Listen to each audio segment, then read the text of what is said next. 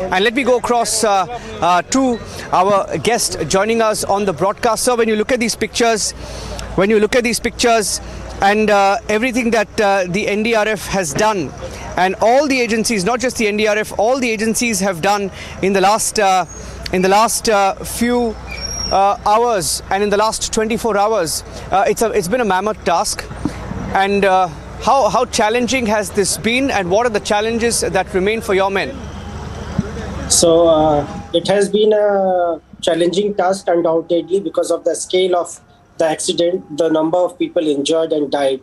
And NDRF had been working there since last 24 hours, almost 24 hours. Local state police forces, state disaster response force, fire services, district administration, and various volunteers from nearby places, they are all contributing to save lives. So almost all the live victims have been taken out. They have been sent to the hospitals. And only thing what we are trying to do is to locate if any dead bodies are still lying trapped somewhere under one or two coaches which were really got mingled, so that we could not approach them earlier. So that is the final call. After that, the figures would also be clear how many people or how many dead bodies have been recovered. So challenging was that the three trains were involved, and cutting the trains to extricate the dead bodies to save the live victims first, which were our priority. So that had become a challenge. But with our training and equipments, NDRF and State Disaster Response Force, we tried to do our best to take out maximum people for medical relief as early as possible. So, since you make a mention of the fact that right now the focus is all about extricating the body, I'm right now at the spot, and perhaps while you speak, what we'll also try and do for our viewers is show that very exercise that you were talking about, and the fact that right now what I've been witnessing for the last over 40 minutes, that the engineers, the NDRF is now cutting through this high-value parcel van that is lying on the track right now. Sir, could you just take us through some of the details of how difficult it is right now for this very exercise to be carried out? And do you all suspect that there still could be some survivors right at the center, because that's where the mangled remains of maximum bogie still remains? So considering the impact of the bogie and the distance it has moved away from the track and the damage to the bogie, the chances seems to be less, but yes, we are not ruling it out. So we are still working on the last piece. If at all there is any live victim, we should be able to take them out. But definitely there are some dead bodies which NDRF rescuers have sighted, and three, I am told, they have recently taken out also. There may be few also which we are trying to take out. So once we are able to get access to the bottom, and then only we will be more clear the exact situation. Sir, just... Not just for joining us. Yes, okay. Yes, Shavan, you have any other question? Can I take one question and then I'll hand it to you, Shavan? Mr. Bundela, behind me is that one bogie that is still there, where some of the NDRF men, some of your men have been on top of that. And in the last 1 hour that we were here, we've seen them remove about 2 or 3 bodies from there, post 6:30 p.m. And right. Do you believe in some of these bogies? And these are the challenging ones, because we were told that there is one bogie stuck below the goods train, which is crushed, which seems to be a challenge. And do you think there could be more bodies in there? So I cannot deny that, because we need to get full access to the place inside, which is there may be some more bodies. So unless we go to bottom of that place and we remove the debris, then only I will be sure. But as far as my rescuers are concerned, they are suspecting that there will be some more bodies under that crushed coaches. Sir, before I let you go, just one quick clarification that we would like to get in right now, because there appears to be a lot of confusion as far as the sequence of events with regards to the Coromandel Express getting onto the loop line and perhaps colliding into the goods train, and a little later Yashwantpur Express collided. Is that the sequence, or there is a variation to it? Because I believe that some amount of information would have also been given to you by the railway department. Is there some clarity that you're getting? So what you are saying, I think that is the right version. But finally, Railway Authority will be able to give more clarity on this, the sequence of events. Okay, thank you, Mr. Bundela. Thank you, Mr. Bundela, for joining us on this live broadcast. Shavan, what we will do in the course of the broadcast is that we will explain to our viewers, and we've been here since this morning, since 10 a.m. and we've taken a look at every single bogie, every single detail of what happened last evening. Shavan just told you about the sequence of events, and I'm going to, you can hear the let me just walk with my VJ and show you what's happening here. Walk with me and I will show you what's happening here. The sound of the crushing metal, that you see there, where my VJ Mukut is beaming. If my VJ Mukut can just step forward and just show us the videos. Show us the videos. Look at that video. There are two heavy machines. There are two excavators that are pulling out those bogies, or what is left of those bogies, with their wheels, pulling them out and clearing them essentially from the track. This was the impact of the entire accident, that one bogie went on top of the other, one train went on top of the other because of the impact of the collision, and they're essentially trying to remove those bogies right now using these heavy machines, because their focus entirely right now will be to clear this. Point number one, to clear it and then restore the tracks. Now, that is also around the same area, the same bogie, where they believed there could be some more bodies. So even the NDRF IG who just spoke to us said, and he was of the opinion that you can't completely rule that out. Shavan, seems like you have some action there. Shavan? Well, in fact, one aspect that needs to be highlighted at this point in time is that the first responders were the villagers of this very place. In fact, even as the rescue operation continues, you would find a lot of people still gathering here. Some people who are with me right now, they were there yesterday. So let's just try and get what really happened exactly moments after the train collided. सबसे पहले आपसे जानना चाहूँगा, आप इधर ही के रहने वाले? हाँ, यहीं के रहने वाले हैं सब। और कल शाम को जब ये हादसा हुआ तब आप कहाँ पे थे? हम यहाँ पे, वो लोकल मार्केट है हमारा, मार्केट में हम लोग ऐसे ही, ये शाम के टाइम है, मार्केट के लिए आए थे घर से। आप क्या याद कर सकते हैं कि जब ये हादसा करीबन, हमें बताया जा रहा था करीबन 7 बजे की हादसा है, तो क्या हुआ था, आप थोड़ा याद करके बताएंगे? तो कल जैसे कि 7 के आसपास कुछ 10-15 मिनट के ऐसे ही कि हम लोग जैसे मार्केट में घूम रहे थे कि एक बहुत जोर के आवाज़ आया तो हम लोग सोचे क्या हुआ, तो फिर एक 2-3 मिनट में हमें पता चल गया कि ट्रेन में तो हमारा स्टेशन में तो कुछ हुआ है, तो हमारा जो लोकल स्टेशन है कुछ हुआ है। तो जैसे कि लोकल स्टेशन में हुआ है तो फिर हम लोग सब, मेरे और हमारे जो भी फ्रेंड्स हैं, हम लोग दौड़ के आए। तो पहले तो हम लोग को मतलब इतना ये नहीं हुआ कि अब जाके वहाँ पे क्या कुछ करें। फिर जैसे कि 10-15 मिनट या होने के बाद फिर हमारा जो भी गैदरिंग्स, हमारा गांव का जो भी मेंबर सब आए, फिर अपना जो भी घर का जो भी औजार रहता है उसमें से हम कुछ मतलब वो जो ट्रेन का कंपार्टमेंट्स है, जो भी जिसको निकाल सकते, तो जिसको निकाल के वो शीशा तोड़ना, किसको थोड़ा समझा पाएंगे कि जब आप यहाँ पहुँचे तो आपने क्या देखा कि यहाँ पे तो ये गुड्स वाली ट्रेन थी और ये बाकी 2 ट्रेन थी, उस समय आपने क्या देखा, थोड़ा अगर आप याद करके हमारे दर्शकों को भी समझा सकते हो? Yes.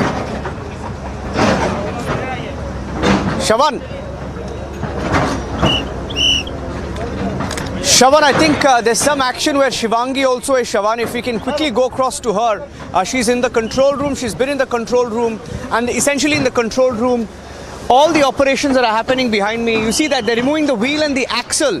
They're removing the wheel and the axle of this train so that they can remove. And it you know, when you just look from a distance, it seems like a scrapyard. Look at all these bogies that have been piled onto the side, to my right side. It's a little dark, you can't see clearly, but I want to go across to Shivangi now. Shivangi, what is the situation at the hospitals? Right. One hospital had about 500 injured, another hospital had about 200 injured. Where are you now, and what is the situation there?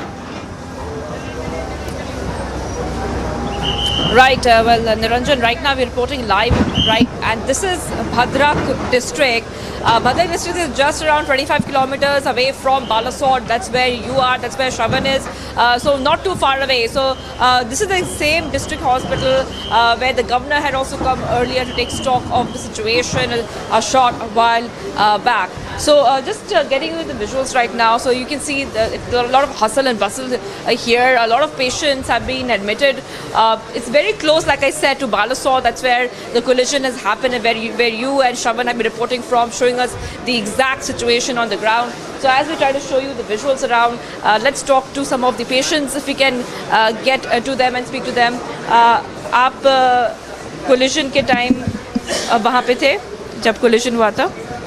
जब मैं उसी train में कोरोमंडल में आ रहा था ना, कलकत्ता से भद्रक में उतरना था, और ठीक बालेश्वर जाने के बाद ट्रेन का स्लो हुआ था थोड़ा, उसके बाद सिग्नल मिला तो बहुत स्पीड में आया और अचानक एकदम झटका लगा, जो कि हमने रेलिंग को पकड़ लिया था। पकड़ने के बाद एक बार तो आगे गया ट्रेन और फिर पीछे जाके पलटी हो गया। पलटी होने के टाइम मेरा शरीर पूरा वो खिड़की तोड़ के बाहर निकला। अच्छा, तो आप बहुत सारे लोग की जान चली गई है, आप ऑफ कोर्स हॉस्पिटल में हैं, जो पूरा एक्सपीरियंस था क्या हुआ उसके बाद? आज आप हॉस्पिटल में एडमिट हो गए। By the way, this is the Bhadrak hospital, very close to Balasore. आप यहाँ पे एडमिट हुए हैं, आपको क्या लग रहा था उस समय जब जो एक्सीडेंट हुआ? एक्सीडेंट जैसे टाइम हुआ है, इतना दर्दनाक है, रो रहा था मैं। मेरा गॉगल्स एक्चुअली मैं देख नहीं पाता है, गॉगल्स नहीं रहने से, तो स्पेक्ट गिर गया। मैंने अंधार में बहुत, मैंने पहले एक बार तो गिरे कि बाहर निकलने के बाद बड़ी मुश्किल से निकलने के बाद बाहर गिर गया। गिरने के बाद कोई पानी डाला और इतनी मेरे को लगा कि इतने आदमी के लाश देखा मैंने। Very disturbing. लेकिन आपने सर्वाइव किया है। Niranja, coming back to you, like, you know, these are the people who have survived and they're being treated right now. Coming back to you, of course, many people they could not make it, and we have lost so many lives in this tragedy, but many of the injured being treated where I am at the Bhadrak hospital. Back to you, Niranja. Well, you know, one of the hospital wardens, in fact, said that in his lifetime he hasn't seen anything like it. And while that action continues behind me, you will hear loud sounds. Essentially, the excavators are crushing the remains of the train and they're pulling them out. And while I do that, let me also show you another bogie here. Mukut can stand where he is, and I'll just walk towards this bogie that is also skidded off the tracks. Look at this. This is an entire bogie that is turned. Mukut, you can stay there. I'll just show the viewers this bogie. This bogie has turned completely. It hasn't just skidded off the tracks.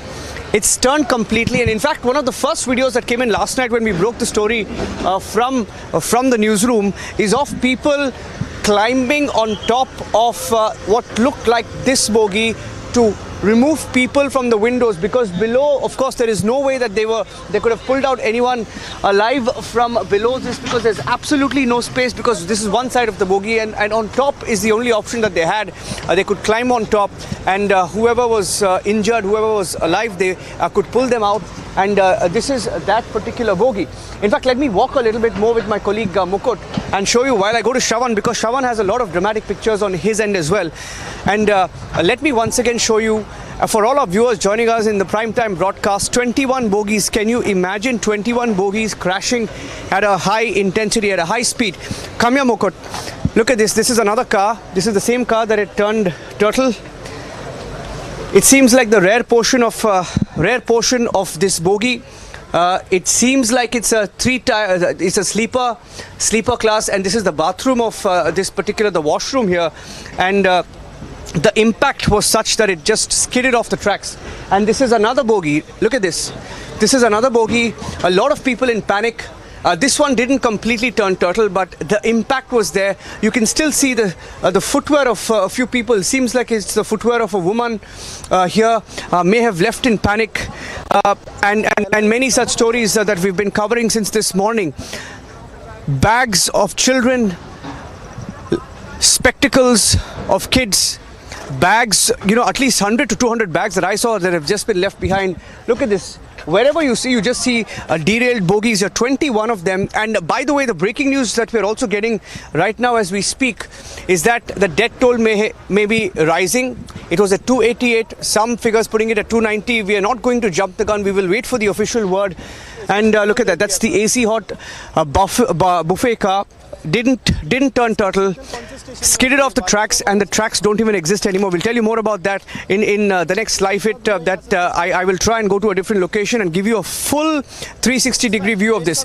Shavan, why don't you show our viewers about the engine on top of the goods bogie and how difficult it's turning out to be for them to take that out.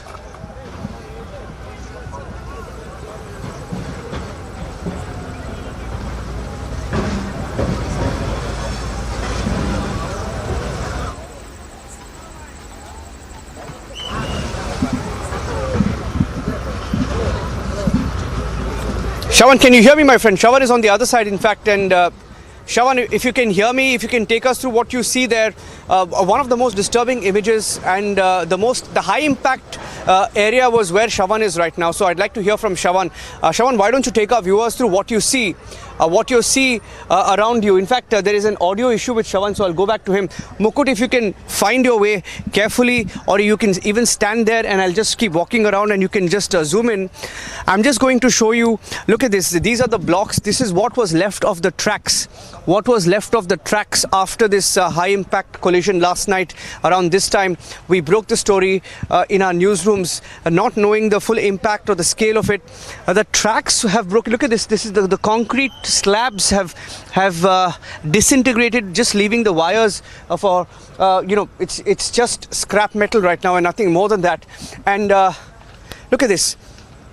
90 degrees this bogie, 90 degrees of another, and impact of it like a pack of cards just ramming into each other. And this is the buffet car.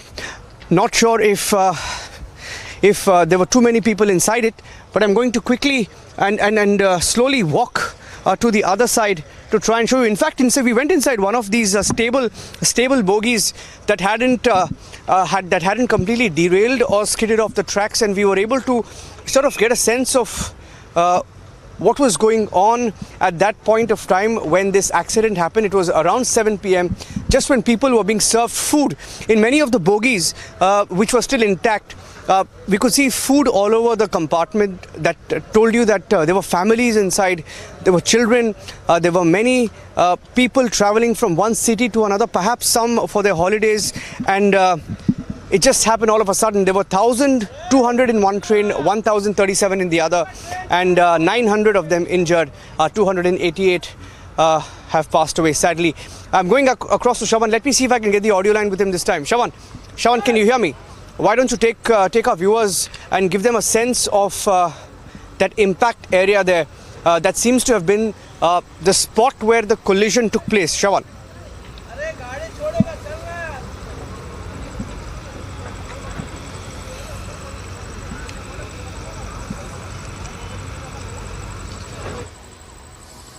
Well, in fact, I'll try and fix the audio line. I'm not being able to hear Niranjan. But just to quickly, I'll just take our viewers through what's really happening right now, and then also bring in the locals, because they are the ones who've seen what really transpired yesterday.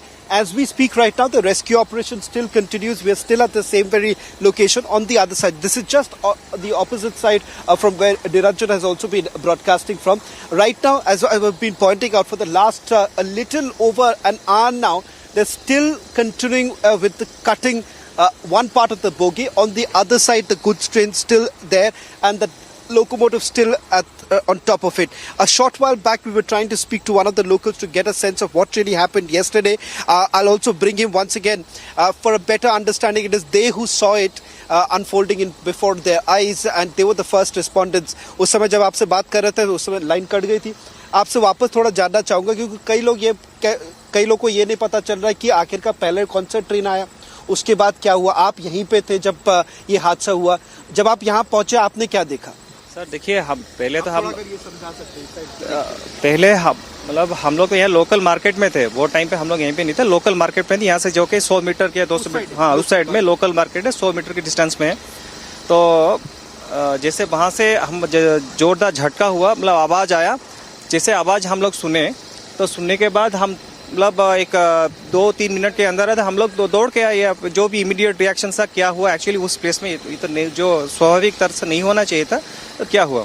तो जैसे कि हम लोग मेरे और 2-4 हम लोग का लड़के लोग आए, तो फिर देखे तो कि एक मतलब ये ट्रेन का तो मतलब इसका वो पूरा एक्सीडेंट हो गया था, कोलाइड्स हो गया था। फिर मतलब जैसे कि हो गया था, फिर हम लोग पहले फर्स्ट रिएक्शन था हम लोग अंदर जाए या फिर क्या करना, क्योंकि जैसे कि ऊपर से वो जो इलेक्ट्रिक जो वायर था उसके वजह से भी कुछ रेस्क्यू थोड़ा बहुत लेट भी हुआ, क्योंकि हम खुद का भी सेफ्टी का भी ध्यान रखना है। फिर भी तुरंत जो भी डिब्बे जो बाहर मतलब नीचे जमीन नीचे तो डिब्बे बाहर गिर गए, बाहर गिर गए ट्रैक से। पूरा करीबन कितने डिब्बे होंगे जो ट्रैक के बाहर गिरे? मतलब उस टाइम पे हम लोग अंधेरा था, तो ये तो आज तो लाइट है, पूरा उजाला है, तो स्टेशन के बाहर है। तो जो भी हमारे सामने 5-6 डिब्बे तो ऐसे ही उस तरफ गिरे थे, और वो साइड में भी ये साइड में भी गिरे थे। तो जैसे हम लोग पहले क्या कोशिश किए ना, कैसे भी मतलब डिब्बे से कैसे लोगों को निकालना है, विभाग कहाँ से कैसे भी बाहर निकालना, और तुरंत इमीडिएट को हमारा यहाँ का लोकल एम्बुलेंस होता है 108 को तुरंत हम लोग कॉल लगाए। वो भी जो फर्स्ट रेस्पॉन्स तो हुआ है, फिर उसके बाद वो बाकी जो भी लोग सब उनको भी रिएक्ट करते बिजी आया। जैसे भी हो 15 से 20 मिनट के अंदर वो एम्बुलेंस भी रीच हुआ, और वहाँ से लोगों को निकालना मतलब वो लोग हम भी उनको हेल्प किए, वो निकालने वो लोगों को निकाल के तुरंत जो भी लोकल हॉस्पिटल से वहाँ पे उनको भर्ती कराया गया। तो मतलब जैसे कि हम लोग यहाँ पे लोकल है, तो जो स्टेशन जो स्टाफ थे, ऑन ड्यूटी स्टाफ थे, उनका वो डिसीजन में कुछ मतलब जो भी डिसीजन लेने में थोड़ा गड़बड़ी हुआ। इस कारण जो दूसरा वाला ट्रेन जो यशवंतपुर से जो हावड़ा जा रहा था, वो ट्रेन उसका कोई इससे कोई इंसिडेंट नहीं था, लेकिन कोई इसका कोई ये नहीं था, इसके साथ कोई टचअप नहीं था। लेकिन ये जो एक्सीडेंट हुआ बाय मीन टाइम वो साइड में जा रहा था, तो उसके वजह से वो भी उसके चपेट में आ गया। यही था पूरा का जो भी है, बस यही है। और जब आप लोग यहाँ पर पहुंचे, करीबन कितने बॉडीज आप लोग निकाल पाए? क्योंकि उस वक्त एक कार जा रहा था, कुछ बोगीज बाहर गिर चुके थे, कुछ बोगीज ट्रेन के ऊपर। तो कम से कम हम तो जो भी हमारा 2-3 लड़के, हम लोग 4-5 ही निकाल पाए, ज्यादा तो नहीं है। क्योंकि तो मतलब वो सिचुएशन से वो निकालना, फिर लोगों से उनको सेफली उनको निकालना, वो भी एक मुश्किल बात होता है। क्योंकि किसी का मतलब कोई किसी के अंदर दबे रहता है, किसी का अगर ऐसा तो कोई ये नहीं कि खींच के भी नहीं निकाल सकते। सेफली पूरा उसका मतलब थोड़ा ध्यान रख के निकालना पड़ता है, प्रिकॉशंस लेके, ताकि उसको ज्यादा इंजरीज ना आए। चल, आप लोग ने काफी अच्छा काम किया कि कई लोग हम लोग देख रहे थे, अभी भी इस वक्त रेस्क्यू ऑपरेशन जो चल रहा है, अभी भी कई लोग हैं। So you had people like him and several others. If you can see in this entire area, if I can perhaps just cross over a little bit and just try and show it to you, you'll get a better understanding. Niranjan, what we'll also do perhaps in a short while from now, try and explain these 3 tracks and the main lines and how all of this transpired. Now, that's on the other side that he was basically referring to, the villages which are just nearby. And as you can see right now, the rescue operation still continues as we speak. It's a little over 24 hours. You'll find most of the locals actually being here.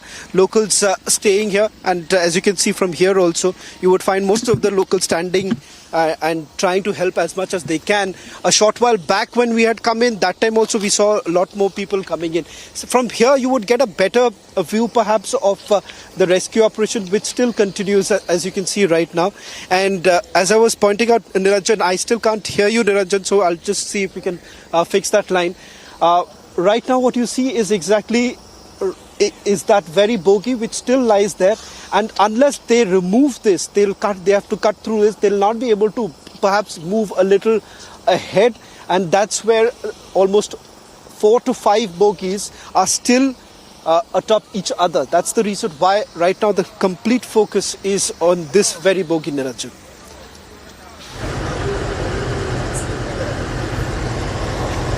Yeah, Shawan, you know, I'm at another part where they're trying to remove the rest of the bogies and push them aside.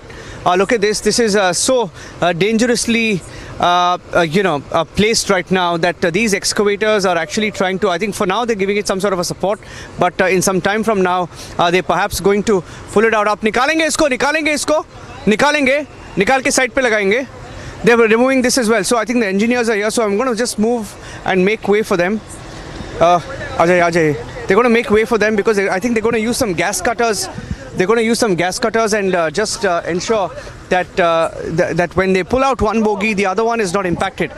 So look at this. This has been the only way that they can actually, do their operation. Use gas cutters and cut through metal and similar things that we're seeing since this morning. I'm going to walk from here to the other side, Shavan. And this AC 3-tire bogie is going to be pulled out right now. Also, we've heard that a few people were injured in this particular bogie as well, because the bogie right behind this was completely mangled, completely destroyed. Was just crushed metal and nothing more. And look at this to my right.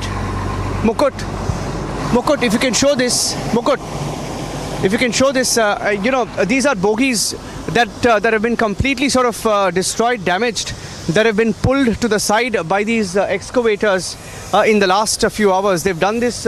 All of these were on the tracks this morning, perhaps a track clearing exercise so that the restoration can happen. That's what remains of some of these tracks, 21 of them, 21 tracks, 21 bogies are completely destroyed. And you can see here that the gas cutting, the welding work, the gas cutting work, not a welding work, but it's a gas cutting work that's on. So what they will now do is first they will cut one bogie to ensure that it's completely independent of the other bogie, and once that gas cutting exercise is complete, and then they will pull this out and just push it to the side. Just pull it out and push it adjacent to the tracks. That seems to be what they're planning. That's what even the heavy machine operators told us just now when we spoke to them. So you can see them there. That's a gas cutter. That's a gas cutter, and they're using a gas cutter to cut the metal so that the bogies are freed of each other. And that's a pole that you see here, the electric pole that is used to supply electricity to the train line, also destroyed. Along this line, at least 30 to 40 electric poles also destroyed, completely destroyed because of the impact. Forget the poles, even the tracks have been completely dislocated, dismantled, just mangled remains, and nothing more than that. And we saw the railway minister Ashwini Vaishnav was sitting here some time back. He was here and he's just been sitting here tracking every single update. I think that's his entire team which is at work here, and they continue to strategize. Like the Prime Minister said, the focus will be on restoring the line. Focus will be on completely restoring the line. I'm just going to show you just one more aspect here. If Mukut can just follow me, then I'll just take him to that right location, because what you're seeing now here is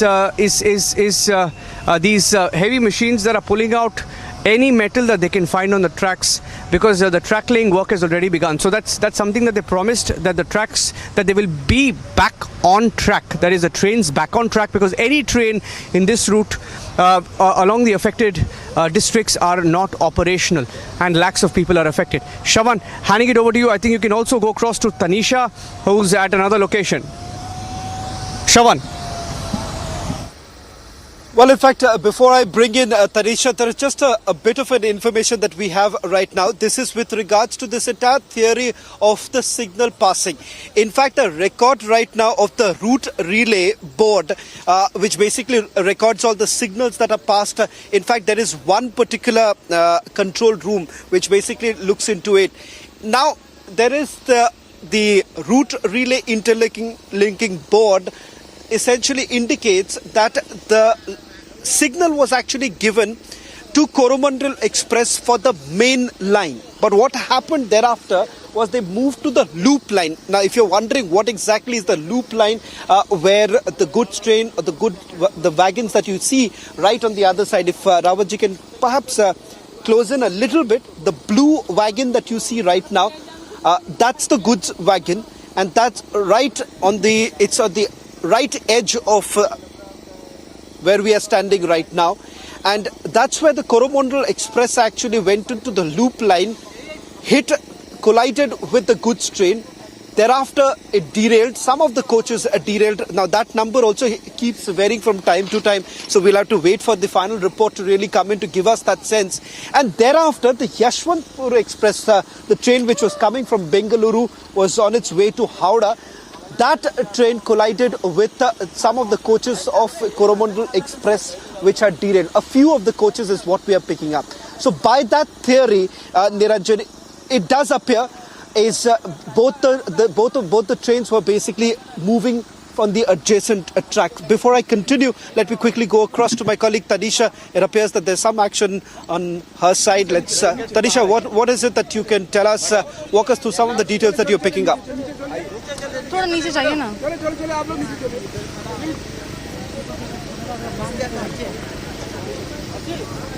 देखिए लगेगा madam. Tanisha, if you can hear me, walk us through the details you're picking up.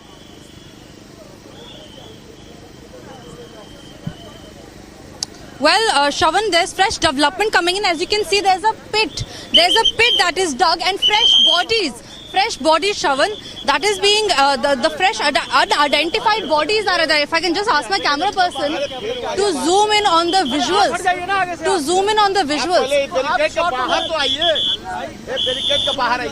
These are unidentified bodies. That have just been dug out.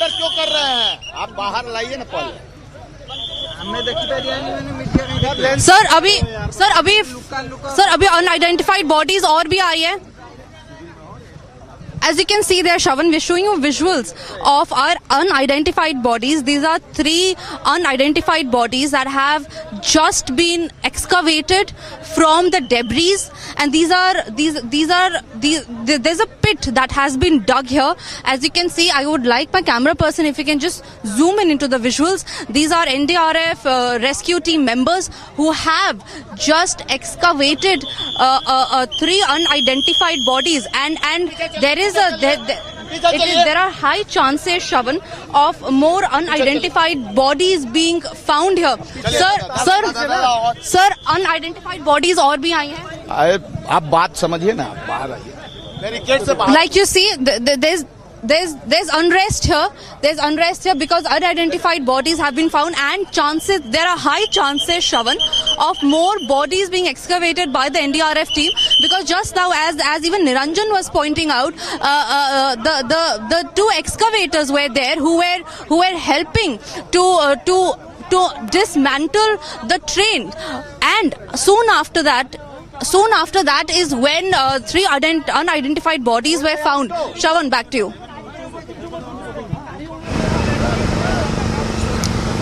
Yeah, Shravan, I think Prakash is also joining us live from the Cuttack Hospital. He's at the Cuttack Hospital, but I want to show you, before I hand it to Prakash, look at this. If you go to any railway track, any railway station, you see tracks. But what you see here are tracks completely destroyed. No semblance of a railway track. In fact, what you see on the other side are fresh tracks being laid out. And Tanisha spoke about all those bodies being extricated from the mantle, from the mangled remains. And we'll advise viewer discretion on that, because some of them are extremely disturbing. Many mangled remains also found. Dismembered bodies, even dismembered bodies. So I don't want to speak about that in great detail. But what I will also show you right now is this section here, Mukut, this section where, I just a few minutes back when I was passing through this section, saw at least about 100 and 120 bags, unidentified, unclaimed bags that were placed here of people who either left, who were injured, or people who passed away, who couldn't make it out alive. And I wanted to show you that visual before I go across to Prakash, because I thought that visual was powerful, was telling. Some of them seemed like student bags. Some of them seemed like bags that you pack while moving from one city to another, while going on a holiday. And many such bags were placed here this evening when I was just passing by in this section. So I think Some of the engineers, the railway engineers, are still here. These are the bags that I was talking about. All bags being placed here. And the police are also here. So I'll go across to Prakash now to get a sense of how the situation is perhaps improving. Prakash, is it any better? Are there more patients coming in? Have the number of those injured increased? Are they being able to manage the numbers, the sheer numbers that they're seeing there? Well, Niranjan, here at the SCB hospital in Cuttack, the flow of patients from Balasore and Bhadrak have literally stopped. And we are told that 5 patients are in the intensive care unit. And most of the patients have been stabilized, but they are facing severe injuries, either head injury or in the limb or many other injuries. Now, the important aspect is that Mr. Pandian, the secretary to the CM, he is an important person here in Odisha, because all of them say that Mr. Pandian runs the show in Naveen Patnaik's government. He was here to visit the SCB hospital, took a stock of the situation. Now, the bone of contention, Niranjan, is that you are reporting from the ground. Now, the responsibility has to be fixed. This cannot go away like this, because it is about the poor people traveling in the train. I've been repeating it again and again, and most of them migrant laborers from Bihar and Bengal who have died or faced injuries. And railway is supposed to be the lifeline. As Prime Minister Narendra Modi was seething with pain when he was giving a statement saying that responsibilities will be fixed, all kinds of interrogation has been ordered, and the culprit will be punished for sure. And it should be done as soon as possible. That you cannot get away with this kind of mishap. Now, conspiracy theory or not, it has to be investigated upon. But I was talking to a lot of eyewitness account here in this hospital. Now, this door has been shut in the afternoon. I was allowed to make an entry. After that, it has been shut. No media people are being allowed inside to talk to the patients after CM Secretary Mr. Pandian made a visit here. And the best part of Odisha I like the most is the civil society helping the patients a lot. I've covered a lot of these kinds of incidences in the past, but the kind of scenes that these are happy pictures, in fact, that civil society, people from all walk of life, providing water, ORS packet, glucose packet, food packets are being served from various sections of the society. This is the best aspect that I've seen. After Corona, I've seen the best here in Cuttack, in fact, and in fact that would be in entire Odisha as well. So that is the best aspect, and life in Cuttack here. Inside, the patients are in problems. They are battling for life, most of them, because they are still yet to come to terms with the agony and the horrific state of mind that they had faced after they were lying in pool of blood and somehow managed to escape after the bogies stumbled in the collision that has happened. But yes, they have made a narrow escape, and yes, responsibilities should be fixed, because the lives of poor people cannot go away like this. At the end of the day, they are the backbone of the country, as the Indian Railway is the backbone of the transportation and communication system in India. Back to you. Prakash, I think there's some action where Tanisha is, but before I go across to Tanisha, I just want to show you. And, I just spoke to this gentleman here who's making the announcements, and he says that by tonight the main line will be back on, which is this one. He says the main line, and they've been working at it, they've been completely at it. This main line which is being laid here, for which, they were bringing those concrete slabs are being placed here, and there is an emergency train that has come to sort of to just check perhaps and also help them with laying out the tracks. And that also will be done. So which means one main line will be active by tonight. That's the indication that he just gave me. Let me go across to Tanisha. There's some action where Tanisha is. Tanisha, what's happening there?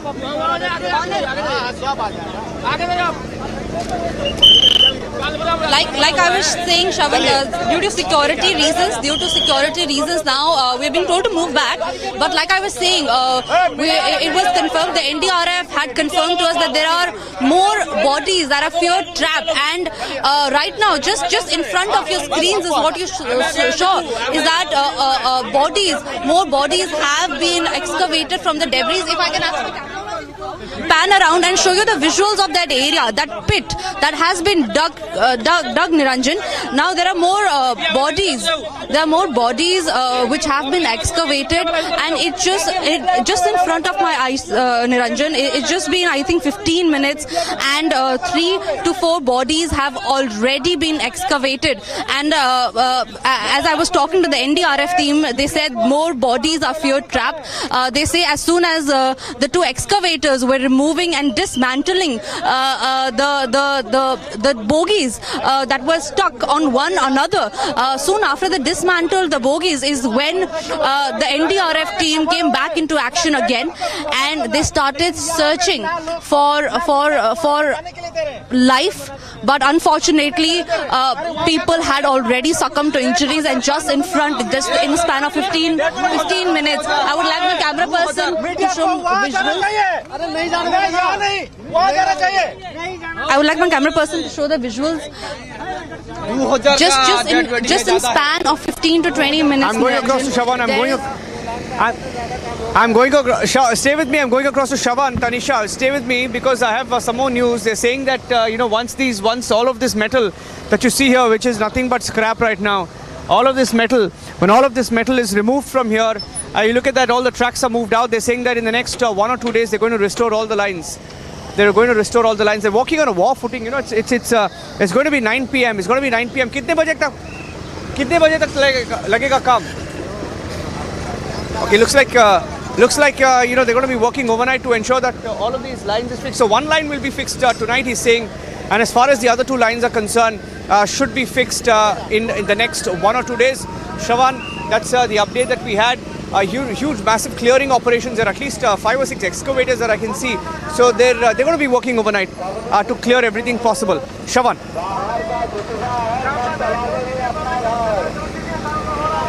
Well, Niranjan, one aspect certainly is about to ensure, restoring the main lines, because for the Southeastern Railway, these lines, it turns out to be very crucial, because otherwise what you've seen is that on multiple occasions that they have had to cancel or divert the trains. In fact, there's a latest update that is coming in right now from the Southeastern Railway division, where they have now given us a confirmation about the number of trains that have been cancelled so far.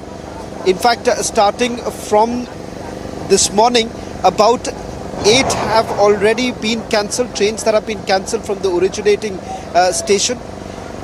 A total of about 12 trains have either been cancelled or diverted. So coming back to the point that these lines becomes extremely crucial. So as the locals have been trying to explain it to us, that what you're looking right now, these are the 2 main lines. On the other side is the loop lines, which are essentially used for mostly the local trains or for the good trains. That's on the other side. So that's closer to on the other side of the track, where the movement actually takes place of the goods train, and that line perhaps is going to take more time. This, what you see, is it's expected that this would be cleared in the coming few days.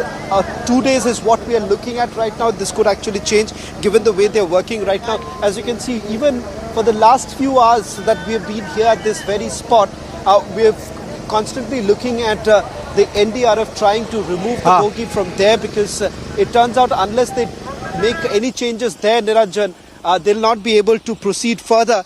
And right now, so not only keeping in mind that the lines have to be cleared, what is very important for them is to ensure that they are able to take out all the bodies. You're looking at least about a total of 2,500 reserved passengers on both the Superfast Express trains. They were the reserved passengers, of which about 280 people are feared dead. Roughly about 1,000 people have been injured. So all that put together, if you look at it, there are several bodies which would be still trapped, and that's the reason why they are constantly referring to the fact that they need to cut through the mangled remains of the bogies which are right in between, and these are the bogies which had derailed Some of them went atop the goods train, and then of course adding to it was the Yashwantpur Express, the bogies of Yashwantpur Express. So all that put together, we're expecting that the rescue operation is going to continue for a few more hours, at least well past midnight today is what we are picking up. It's unlikely that they're going to stop. They're working on multiple shifts. NDRF teams have also been increased. As of now, we are being told about 9 NDRF teams are already working. They're operating. There could be a possibility of more NDRF teams brought in. Apart from the NDRF, important to point out here is that the Odisha government has also pressed into action their disaster relief teams, the ODRF.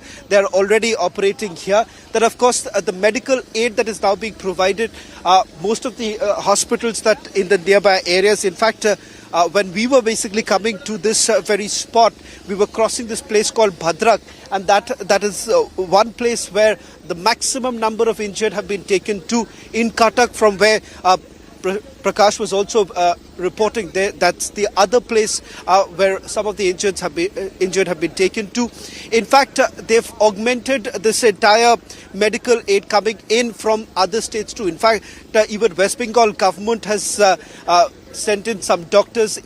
Doctors have been brought in from AIIMS Bhubaneswar to ensure that medical aid is provided as soon as possible. This is something that the Prime Minister had basically referred to when he was here at this very spot, and he spoke to the Union Health Minister as well as the Cabinet Secretary, and a point that he wanted to essentially make was this. One, that those relatives or family members who need assistance, they should be given that priority. And then, of course, the fact that medical treatment should be provided on a war footing. We saw that this entire area, when we were coming also, every few minutes we would see some ambulances moving towards the hospital. So there's constant ferrying of the bodies from that have been extricated from the mangled remains of both the express trains. And effectively what we are looking at is that perhaps by tomorrow, large part of the rescue operation should be over, Niranjan. And not only the agencies, one should certainly credit the fact that the locals have played a very important, a very crucial role in this entire relief and rescue operation.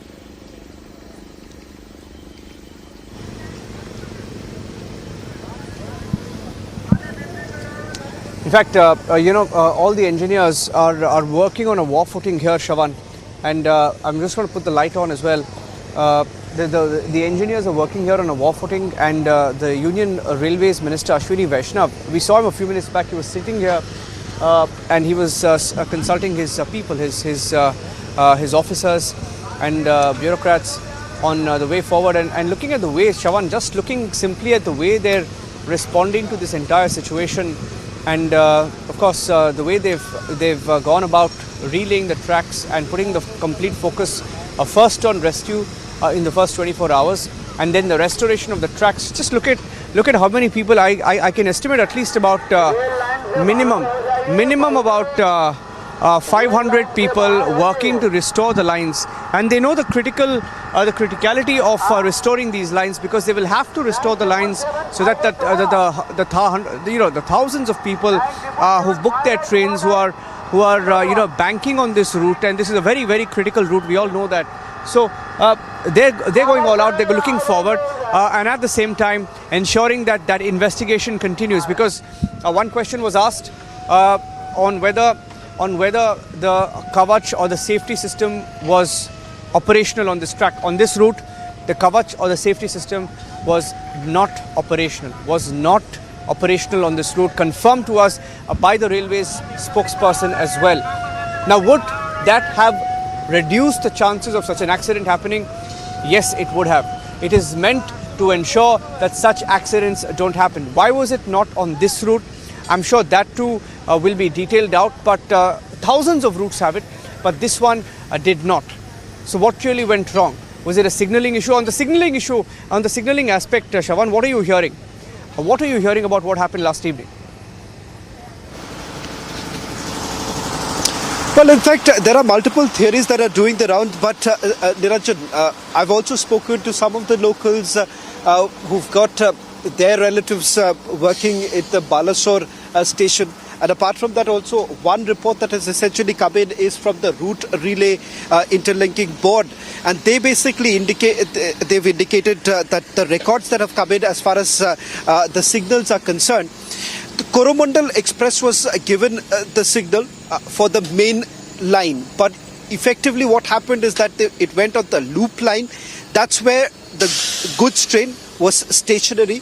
Coromandel Express basically collides into the goods train, and a little later Yashwantpur Express was on the adjacent track. So the signal was also given for Yashwantpur Express, but effectively it turns out that both the trains were moving parallelly. That's what we are picking up.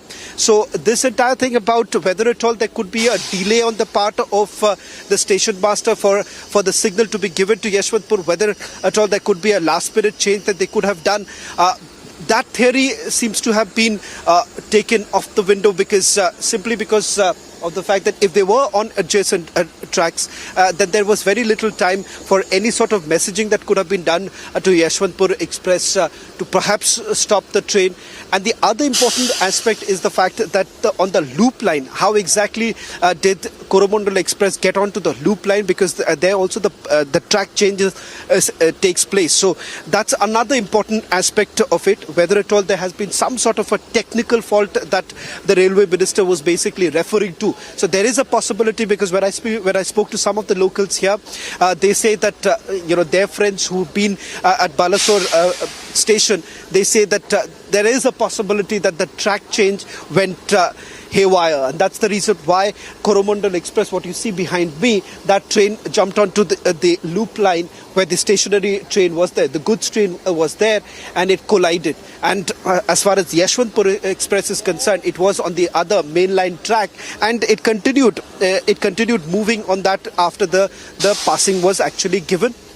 It was on the adjacent line, and as you can see, the distance isn't much. So if the derailment has actually happened, and with the intensity, the speed at which the train was actually traveling, at the collision when it took place, locals here say that the bogies flung on the other side. So if there were some bogies that you see right now, that will give you a sense, the bogies went off the track, fell off on the other side, and that's where the locals had also come in. So the intensity was maximum, if I may say so, and that's the reason why you see the impact that it took, the hit that it took, and most of the coaches of at least Coromandel Express derailed, and of course that led to the collision with Yashwantpur Express. So there are 2-3 aspects that perhaps when the inquiry is carried out, they would be looking into. What exactly is the technical fault are we talking about?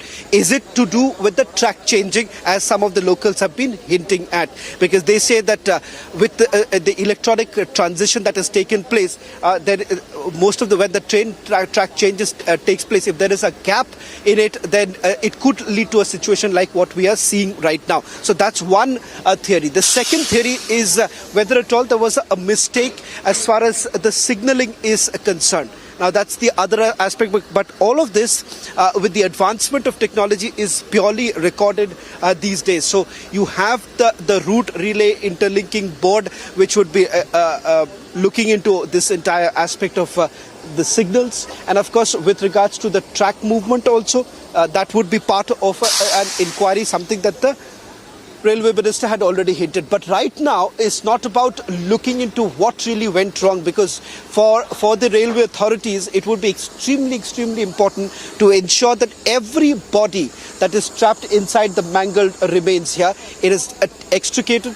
taken to the nearby hospital, the identification takes place as soon as possible, and the body is then handed over to the family members. That's priority number one. Secondly, they are certainly looking at they're saying that we're not losing hope, that if at all there are survivors, then they're hoping that the survivors would be taken out immediately from here, taken to the hospital, and provided with the necessary medical treatment. And that's the reason why, if you see, the number of ambulances that have been brought in has also increased substantially, because when the incident took place, the fear was something that we've been reporting also after the Chief Secretary of Odisha mentioned that there weren't enough ambulances, and that is the reason why local buses were actually mobilized. And once again, I'm reiterating this, Niranjan, there is a lot of effort that has been made by the locals here, and that is the reason why, if you see, if a lot of passengers could have been saved, it's also because of that immediate response that actually came in from the locals, and the locals play a very, very important role. In fact, they say that the first response that came in after they dialed the ambulance was about a couple of minutes, and within a couple of minutes you've had the ambulances also reaching. So the response certainly has been quite prompt. That has enabled them to ensure that the rescue operation is done in a speedy manner. And as we speak, the rescue operation still continues. I think so, Niranjan, I'll just go across to you, because from my side, while Niranjan, I'm not just going in right now, because right now on the screens is this bogie that has now been lifted, Niranjan. From the time I've been here, I have been seeing almost all the engineers, everyone essentially focusing on this very long bogie that you see. This is not the passenger bogie. This is, if I can read from the board, it is written the high capacity parcel van. So it effectively it would be the luggage van that would be brought in. So as you can see right now, they are lifting that, assuming that this would be taken and perhaps put on the other side. That could be the other objective of it. So clearly, let's stay with this, because as we've been pointing out, the NDRF officials here, the engineers who have been here, they've been constantly referring to the fact that if they are able to remove this very bogie right now, it would certainly expedite this entire rescue operation. And that is the reason why these big cranes have brought in. I'll ask Babaji not to move the frame right now, because while this could take a much more longer time than what we are expecting, but the fact of the matter is that this is right now, ladies and gentlemen, the most important part of the rescue operation, so that they are able to carry forward. Because I'm not very sure, but let's just make this small attempt to give you another view from here, because that's where, if you can see, Niranjan, you on the other side could actually also take a look at the Yashwantpur Express or the Coromandel Express. Correct me if I'm wrong, Niranjan. I think that the green bogies that we can see from here would be the Coromandel Express, if I'm not wrong. You can get a closer look of it as this entire process of lifting of the bogie continues. So this entire process is underway. Niranjan, why don't you also give us an update? But I would tell our producers to stay with this image while you also describe what's happening on the other side.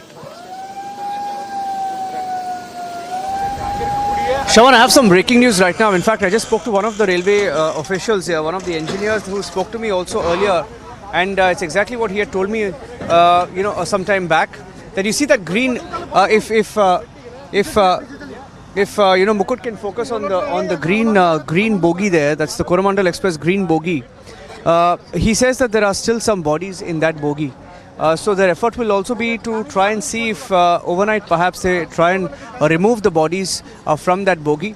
Similarly, he had told us about the other bogie from where they found 3 more bodies. So it appears that that this is going to take some time. Meanwhile, look at this. They're pulling this bogie as well. They're trying to pull it to the side. They're going to overturn this bogie now, because they'll have to remove them one by one, so that the entire dismantling. So that if it can be dismantled. One, it can be dismantled. Secondly, so that it makes it easier for them to remove the other bogies. These 2 cranes here have been called in, and this bogie is being pulled out. So similarly, you saw that other bogie here. Here this is a completely dismantled one was brought to the side. They're trying to pull it to this side, to adjacent to the tracks, so that the tracks themselves can be cleared. So. One quick update that in that green bogie, which is perched on top of a goods bogie which was carrying mineral ore. On top of that, the green one which is hanging in the air, which is perched right on top, he says there are still some bodies that they're trying to extricate. And I'm not sure whether that effort will continue overnight or whether they will try and do that tomorrow. But that's a confirmation that he just gave me. And from here, the other view that I can also get is of an engine sitting on top of a goods bogie. goods bogie.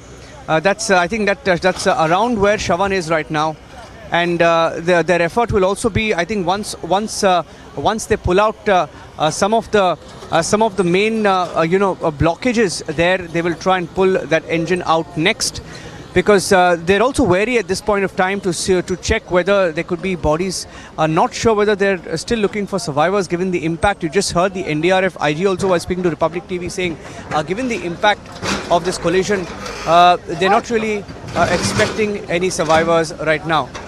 And you see that people just walking from one side to the other, unaware of how risky this can be. That bogie is being pulled by this excavator using all its might, and they have to do this. I think given what that engineer told us, one line will be ready by tonight, one line will be completely ready, and two more in the next 1 or 2 days. So they're going to make sure that they go all out to remove every obstacle so that the railways is back on track. And as I say that, I had another breaking news update come in about the situation on the railway front, about the cancellations, derailment of trains at Bahanagar, leading to more cancellations and diversions. 2 trains have been cancelled today from Bangalore to Santraganchi, New Delhi to Puri, and at least 8 trains cancelled. 2 more cancelled on the 5th of June. Shravan has more details. Let me go across to him. Shravan. Well, in fact, Niranjan, I'm just staying with these visuals from our side where the rescue operation still continues. But right now, viewers, what is going to happen in the next couple of minutes perhaps is that this bogie that you see is going to be dropped on the other side. I'll just ask Ravanji to give you a closer glimpse. So they're basically turning the bogie on this side, and they're making. I'll just ask if we can just move a little bit. If they can just move a little bit, and we'll just show you. The plan is perhaps to slip the bogie on this barren land that you see on the other side. So that's what is going to happen right now, where they're going to move this bogie with the help of the crane, and that's exactly what's happening. For the last few hours, this is exactly what they were working on. So once this happens, Niranjan, what happens? What would happen thereafter is that they would get clear access. Now, this is quite a risky process because you see this entire place, this entire this longish bogie is completely mangled. If you see, that's the mangled remain of this longish bogie, which thereafter where they've tried to remove it from the tracks, which they've successfully been able to do it. I'll just request our producers to stay with this visual while we also bring in the DIG of the NDRF who's joining us on this broadcast. Sir, thank you very much for joining us on this broadcast. We're staying with the visuals of the rescue operation. It does appear from your officers here on the ground that this aspect that we are showing right now on the screens of removing this high capacity parcel van, which is essentially being removed, is the crucial part. But what's the latest updates that you can share with our viewers in terms of the rescue operation? Yeah.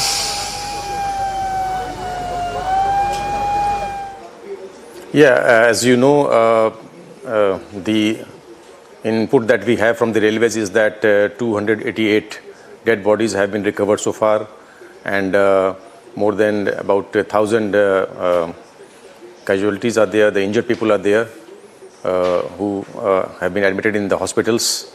The operation is in the last phase because there is one bogie of the Coromandel Express which is perched on top of the stationary goods train, which was loaded with iron ore, and that is likely to take some time because it is a very tedious process in which the heavy crane has to move close, make path and the approach, and that really takes time.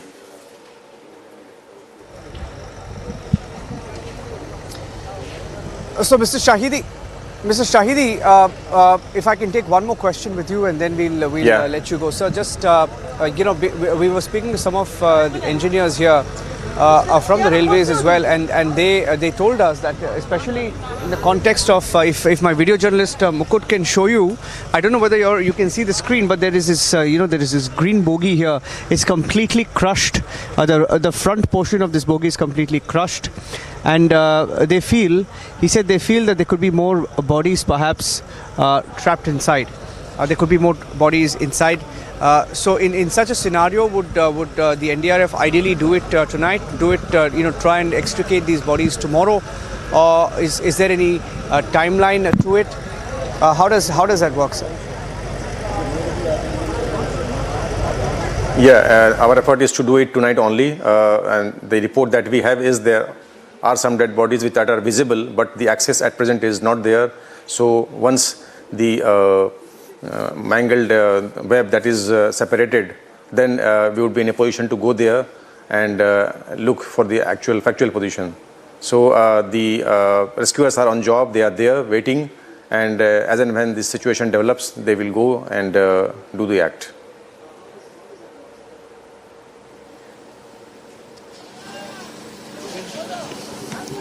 Sir, just one final question that I would like to take with you with regards to how long do you think that the rescue operation would continue? And in terms of numbers of bodies that could still be trapped inside the mangled remains of the bogies, is there a fair assessment that you would have at this point in time? Yes, I think we have to be there till all the bogies are removed, because there could be bogies, under the coaches which are lying in various parts. So we have to be there, and as and when the crane moves, we have to see if there is any such situation, and that I think is likely to take time, and I think it will go into the next day. So it will be a long night today, and I think we'll have to wait till the whole area is clear, and then only we can think of winding up. So, just a small, anecdote while I was reporting here, and I've been here since about 10 a.m. this morning, and I've seen your boys at work. They were somewhere there, and they've been relentless to look for these survivors or victims or bodies, and they've been at it. And I just happened to meet one of them, and I don't recollect his name, but he said that he's been at it for about 24 hours non-stop. And he came here basically to the medical camp, which is just behind my video journalist, and he said, do you have a Saridon? The fact that, I think that told us something that, they've been at the forefront, and they've been the first responders, and every time there's a crisis, the NDRF is right in front, looking to help people. And just a word, a big shout out to the entire team here at the NDRF while you do that. How is your team coping with this entire accident? Have you seen anything like it? Have you seen anything like it, sir? Yeah, this for me, I think, is the worst case scenario that we often talk about, when we do the mock exercises, that, we have to imagine the worst situation and then act accordingly. So this is, I think, is one of them. And I will tell you, yesterday, in fact, the first news that I got in Delhi was from one of the constables, Constable Venkatesh, who was actually traveling in the train, and he miraculously survived. And then he gave a call to his unit, that is the 2nd Battalion in West Bengal, and that is how I got the news. A few initial clippings, and that is how I could imagine the enormity of the situation. And the wonderful thing was that within next 10 minutes, this rescuer was into the life-saving act. He was there, helping the others to take out the bodies, help people to get out of the the trains. And this is something which is actually very heartening, because our rescuers are actually trained to work in such situations, such challenging scenarios, and that is the toughness that we need to have, the professional aptitude, focus, and this worst case scenario, as I say, this actually takes the toll, but the boys are there, and I would like to congratulate the state forces also, the ODREF, the communities, which were actually, initially when this incident happened, they were the actual people who actually came and brought out many live victims. So this whole of society and whole of government approach is very important, and this is something very heartening that we have seen in this disaster. Well, thank you very much, sir, for joining us on Republic TV, and of course, also would like to thank you and your boys for carrying out the kind of work that you're doing, the selfless work for the nation. And undoubtedly, it's because of what you all do and several other agencies are doing, hoping that the rescue operation would be completed and those who've been suffering, at least their suffering is reduced to a greater extent. We continue with our rolling coverage of the rescue operation here in Balasore, where the triple train collision took place. A quick recap of what we know so far while we take our viewers through these moments of the rescue operation. These are critical moments of the rescue operation as the debris is now being cleared from the track. We'll try and give you a closer look right now, beyond which I think so even we, the media, are not allowed, because this is a critical part of the rescue operation. I'll just ask them to perhaps move a little bit and just give you a closer glimpse. So we are right now just right at the center of that place where the collision actually took place, and what you see on your screens right now, we'll just try and see if we can give you a closer look there. And unfortunately, we are restricted to this very place itself, beyond which we cannot go. And what we are showing you right now is the very place where they are right now concentrating for the rescue operation, because this is the place where they suspect that there could be a few bodies that are still trapped, and that is the reason why they're focusing. Their entire focus right now is in this very area. As you can see, the lights have been put up here across this entire area. I'm assuming it would also be on the other side where Niranjan is there, and in fact, this is as the rescue operation continues. We're also getting at some more latest visuals. Let's take a look at some of those visuals and the reactions that are now coming in.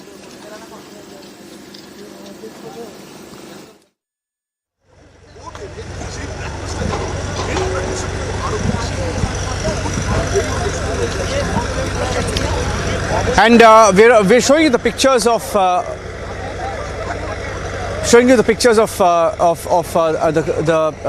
what we've been reporting through the day. And another report that came in some time back is how the kavach or the safety system was not in place, and we will be able to tell you. In fact, we've compiled a full report on that, which we will play out in a short while from now. Perhaps if it was used in this particular route, could lives have been saved?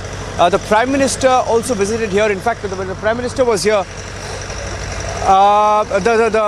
the Indian Air Force, I think there is also a video that is coming in. I'd like to play that video out, and then we'll come back and tell you what the Prime Minister said. We'll play out the entire speech of the Prime Minister after he visited this spot. He was here at the camp. He went and visited, the place where all these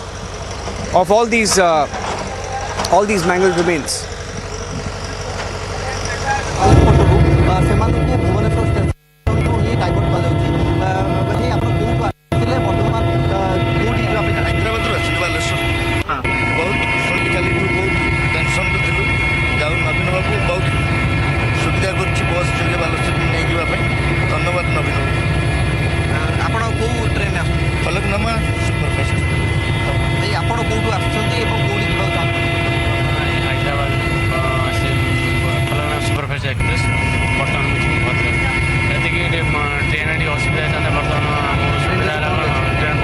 An Indian Air Force chopper, an Mi-17, which was stationed here, in fact, and has been ferrying those who need urgent medical help since last night. The chopper has been here and they've been operational. The chopper has done several sorties to help those who need urgent medical attention, those who were rescued, those who urgently needed to be airlifted, and the forces have been a part of this entire rescue mission. And as we speak, you'll see more action here as more of these bogies that are mangled, that were dangling and perched on top of another, those bogies are being pulled out. First they're being straightened out, and then they're being pulled out and they will be pushed to the side of the tracks so that the tracks can be relayed again, so that the relaying can happen as soon as possible. Now, while we talk about this, let's also tell you where Shravan is. There is another, we got some bit of news of how in that particular bogie, the green bogie that you see there, that's part of the Coromandel Express, one of the bogies of the Coromandel Express, which had the line Humsafar this morning. We were reporting from the other side, and that bogie is precariously placed, and that's one area where the forces have not been able to go to because of, you see the mangled remains right on top and right at the beginning of the bogie. So they basically haven't been able to enter, and they feel that in that particular bogie there are few more bodies, and that is the focus area as well, where Shravan is. That is the focus area for them right now, which they will work on overnight. You also had the NDRF DIG who just spoke to Republic TV and said that they will work overnight to ensure that everybody is pulled out. Looking at some more pictures coming in. These are some of the wheels, the axle blades that were just completely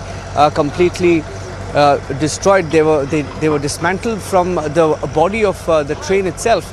Like you can see there, the goods train. Those were remains of a goods train with the entire axle and the wheel dislocated from the bogies, and that was the impact of this crash last evening.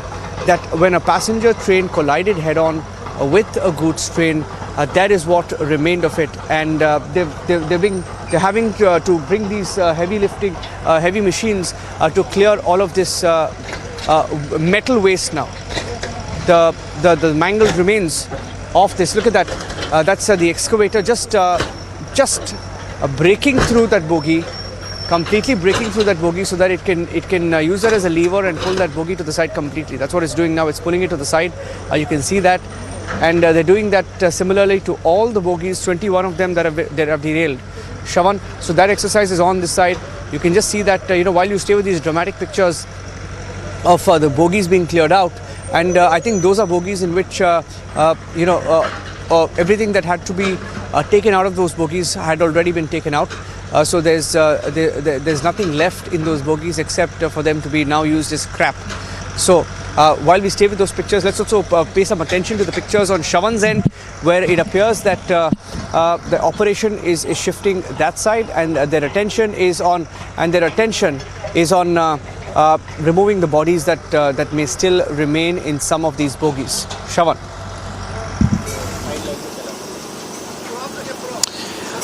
Well, in fact, this is the very area where now the focus is completely shifted. I'll ask Rawatji to just go a little closer, because they've successfully been able to remove one of the longest bogies, the high-capacity parcel van. So that has been removed from there.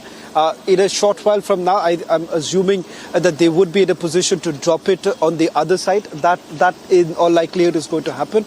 And as you can see, I think so from here we'll be able to give you another look of it, because we'll not be able to go any further, because we were told to stay till here. Now, if you take a look at it, now this is where right now the focus is. I'll just on your screens right now. That's the green bogie which has just turned turtle. Went above, it's perched atop the goods train that Niranjan was actually pointing out at. Now, Rawatji, if you can come in a little closer, you'll be able to give better visuals of that green, the green compartment that you can see there on the screens. And then, of course, you have the other aspects of the other bogies of the Coromandel Express. So this is the very place, this is the crucial part. I'll just also ask Rawatji to show the engineers have moved down. If you can see there, you have the engineers there wrecking the area so that this particular bogie can be dropped on the other side. It's now being lowered as we speak, and they would be able to push this off, which would mean that the entire area is now being cleared off, and they can start concentrating on the main part of, or rather the epicenter, if I may say so, the very place where multiple bogies have moved from one side to the other. If you see, that's the very place. They've now been able to remove the metal that is lying on the tracks, and they'll try and push this on the other side. And as you can see, the center part where all the main bogies are. You would still have the NDRF officials while this part of the work is already being done. On the other side, they're continuing with cutting the bogie, which perhaps Niranjan that you were referring to. So from this side of the spot, what we can see is that multiple teams are essentially working simultaneously right now in order to to clear off the tracks and of course focusing on that whether at all if there are any bodies that are still trapped so that they can be extricated as soon as possible. They're not very hopeful at this point in time that there would be any survivors in this area. But having said that, they're also saying that they're not going to lose hope until the entire rescue operation is completely over. So this is where the focus lies. Roughly, Niranjan, you would expect over 100, 150 to more than 200 people right now at the spot where they're carrying out the rescue operation. 9 NDRF teams are already here. And as the NDRF was pointing out that this could go up, but it's not just the NDRF. You also have the local administration, the ODRF, which is also at the spot. They're carrying out the operation. Along with it, of course, various departments of the railway.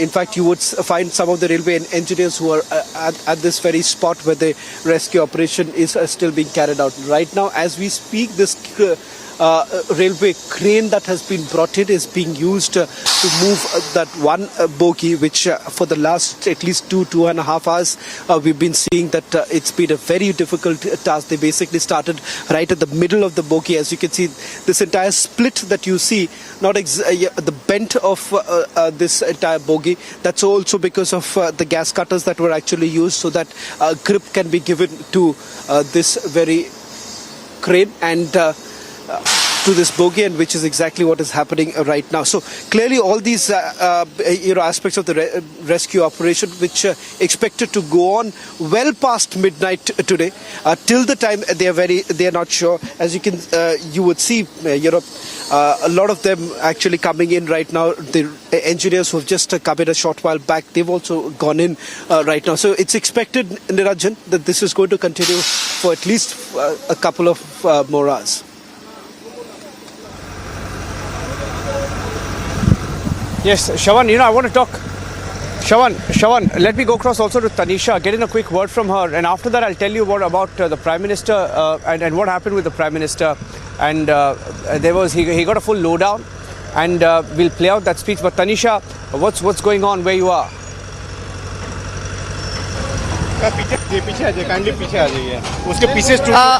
Niranjan, right now, as you see behind me, I would like my camera person to zoom in into the visuals. So this is this one train that the team has been trying to actually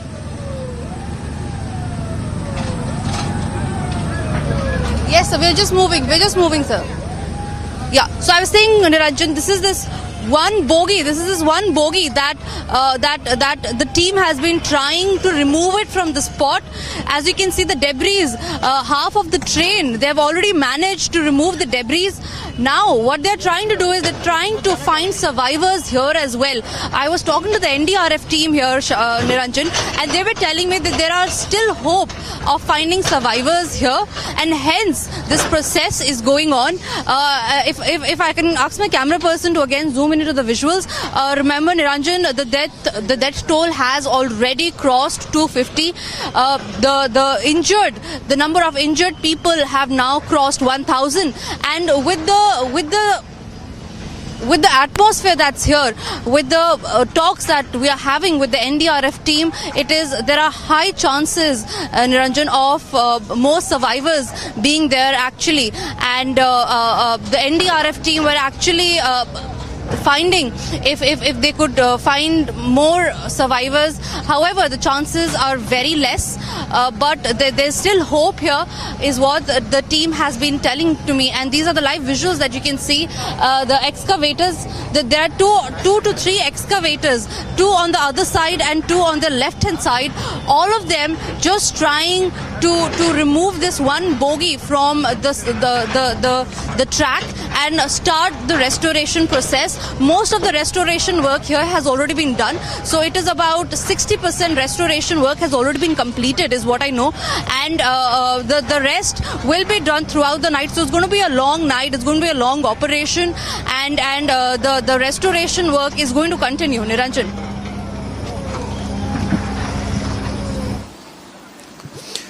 Well, let me also quickly go across to my colleague Prajwal. He's reporting from Bengaluru. In fact, Yashwantpur Express started from Bengaluru.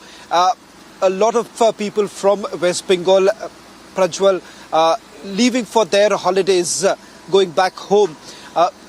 Were you able to speak to some of the family members there? What's the situation like?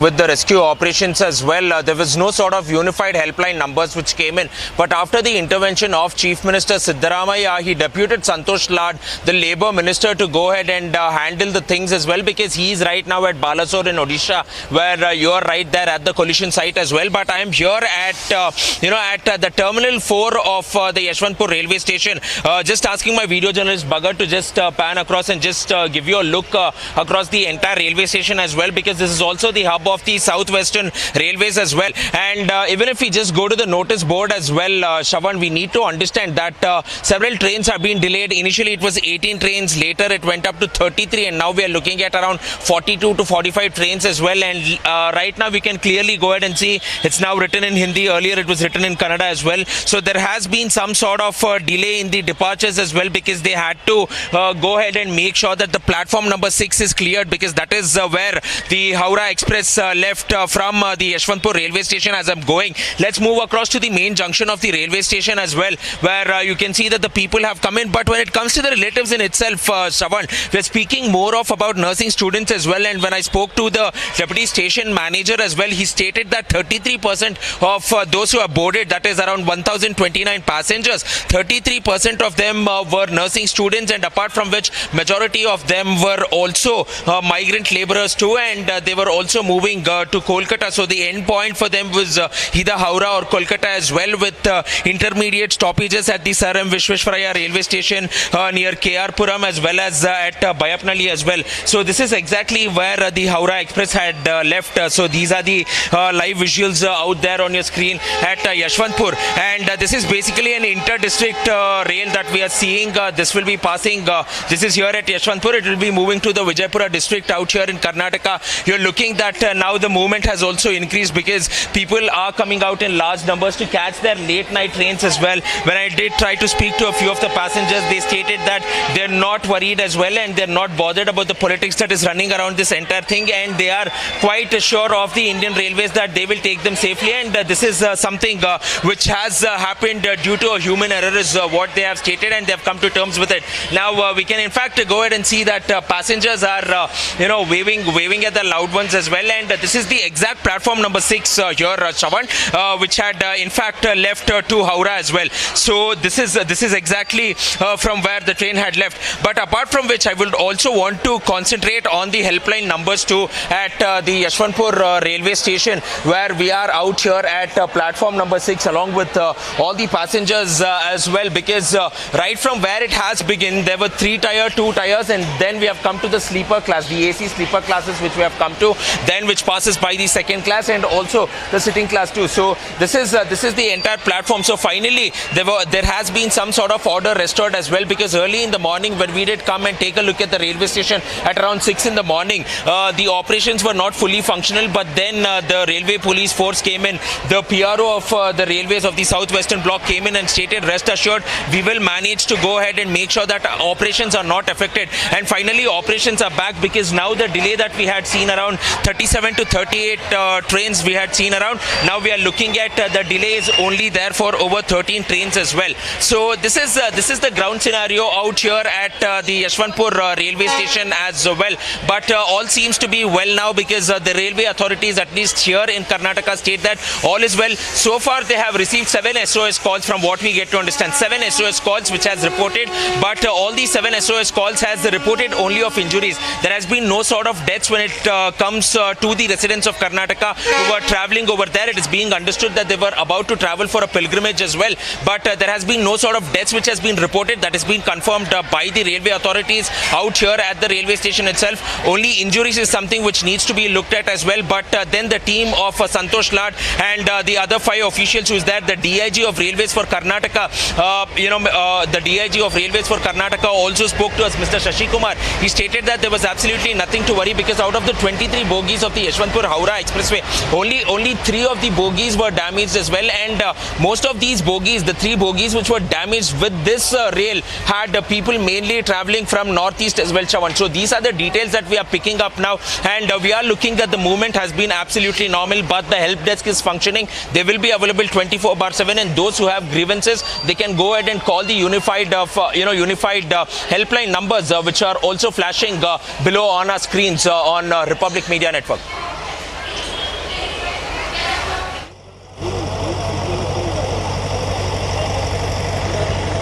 Thank you for that, Prajwal. In fact, we're getting in some more breaking news that an emergency train has also left from Chennai,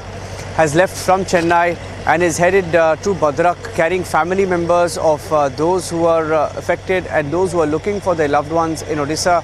So a train from Chennai leaving with the family members, heading towards Odisha right now.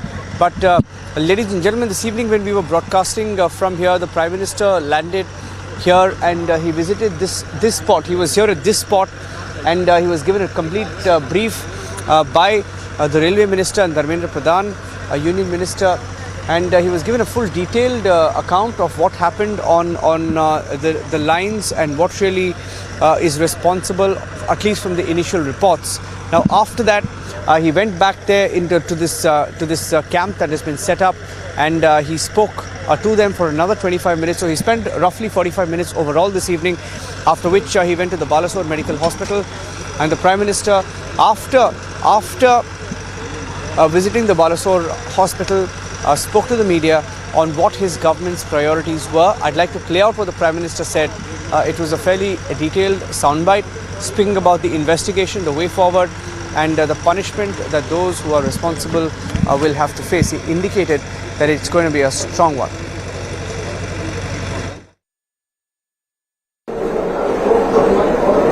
असह्य वेदना मैं अनुभव कर रहा हूं, और अनेक राज्यों के नागरिक इस यात्रा में कुछ न कुछ उन्होंने गंवाया है। जिन लोगों ने अपना जीवन खोया है, ये बहुत बड़ा दर्दनाक और वेदना से भी परे, मन को विचलित करने वाला, जिन परिवारजनों को इंजरी हुई है, उनके लिए भी सरकार उनके उत्तम स्वास्थ्य के लिए कोई कोर कसर नहीं छोड़ेगी। जो परिजन हमने खोए हैं वो तो वापस नहीं ले पाएंगे, लेकिन सरकार उनके दुख में, उन परिजनों के दुख में उनके साथ है। सरकार के लिए ये घटना अत्यंत गंभीर है। हर प्रकार की जांच के निर्देश दिए गए हैं, और जो भी दोषी पाया जाएगा उसको सख्त से सख्त सजा हो, उसे बख्शा नहीं जाएगा। मैं उड़ीसा सरकार का भी, यहाँ के प्रशासन के सभी अधिकारियों का, जिन्होंने जिस तरह से इस परिस्थिति में अपने पास जो भी संसाधन थे लोगों की मदद करने का प्रयास किया। मैं यहाँ के नागरिकों का भी हृदय से अभिनंदन करता हूँ, क्योंकि उन्होंने इस संकट की घड़ी में चाहे ब्लड डोनेशन का काम हो, चाहे रेस्क्यू ऑपरेशन में मदद की बात हो, जो भी उनसे बन पड़ता था करने का प्रयास किया है। खास करके इस क्षेत्र के युवकों ने रात भर मेहनत की है। मैं इस क्षेत्र के नागरिकों का भी आदरपूर्वक नमन करता हूं कि उनके सहयोग के कारण ऑपरेशन को तेज गति से आगे बढ़ा पाए। रेलवे ने अपनी पूरी शक्ति, पूरी व्यवस्थाएं रेस्क्यू ऑपरेशन में आगे रिलीफ के लिए और जल्द से जल्द ट्रैक रिस्टोर हो, यातायात का काम तेज गति से फिर से आए, इन तीनों दृष्टि से सुविचारित रूप से प्रयास आगे बढ़ाया है। लेकिन एक दुख की घड़ी में मैं आज स्थान पर जाकर के सारी चीजों को देख करके आया हूं। अस्पताल में भी जो घायल नागरिक थे उनसे मैंने बात की है। मेरे पास शब्द नहीं है इस वेदना को प्रकट करने के लिए, लेकिन परमात्मा हम सबको शक्ति दे कि हम जल्द से जल्द इस दुख की घड़ी से निकले। मुझे पूरा विश्वास है कि हम इन घटनाओं से भी बहुत कुछ सीखेंगे और अपनी व्यवस्थाओं को भी और जितना नागरिकों की रक्षा को प्राथमिकता देते हुए आगे बढ़ाएंगे। दुख की घड़ी है, हम सब प्रार्थना करें इन परिजनों के लिए। So that was the Prime Minister's speech after he visited the Balasore hospital and interacted with some of those passengers who are injured and who are admitted there getting some medical treatment. In fact, we are here and we are going to show you this is another bogie which has just been separated from this bogie here so that this one can be cleared. I'm just going to try and move forward. Let's see if we can move forward and show you what's on the other side, because this is for the first time that they've been able to sort of separate them today. And while the operations continue, in fact, I see that some of those involved in the operations may have left. Some teams will remain here overnight and will continue to do what they have to do, especially those who are laying out the tracks on the other side. They have a task cut out to first remove these tracks and the existing tracks, that is, like these, for example. They will have to slice them through and relay the new tracks, so that work will continue. And while I do that, I'm just going to try and move a little ahead to show you the other side as well. This is look at this. This is another bogie which is just completely overturned, and they will, I think, one by one they will start moving these. They will start removing these bogies. There's a sleeper class bogie here, and if I can call my VJ here as well, I can try and move ahead and show you some of these bogies. In fact, they've tried to focus their rescue efforts around these areas, which is also where Shavan is right now. So I'm trying to walk towards that side so that we can just get a little closer and we can show you what's happening. And Mukut is that is my VJ. He's just following me, and we have to tread carefully here because most of these tracks are completely destroyed here, and their entire aim will be to first remove these bogies and remove the debris and then clear it out. Let me go across to Ashwini Vaishnav, the Union Railway Minister, who's speaking. Let's cut across live. Rebuilding the tracks and rebuilding the overhead electricity, and day after tomorrow rapidly working on the signaling system and other control systems, so that by Tuesday night or maximum latest by Wednesday morning we are in a situation where trains can start operating in a normal way. जदियो खाइबा पीबार बंदोबस्त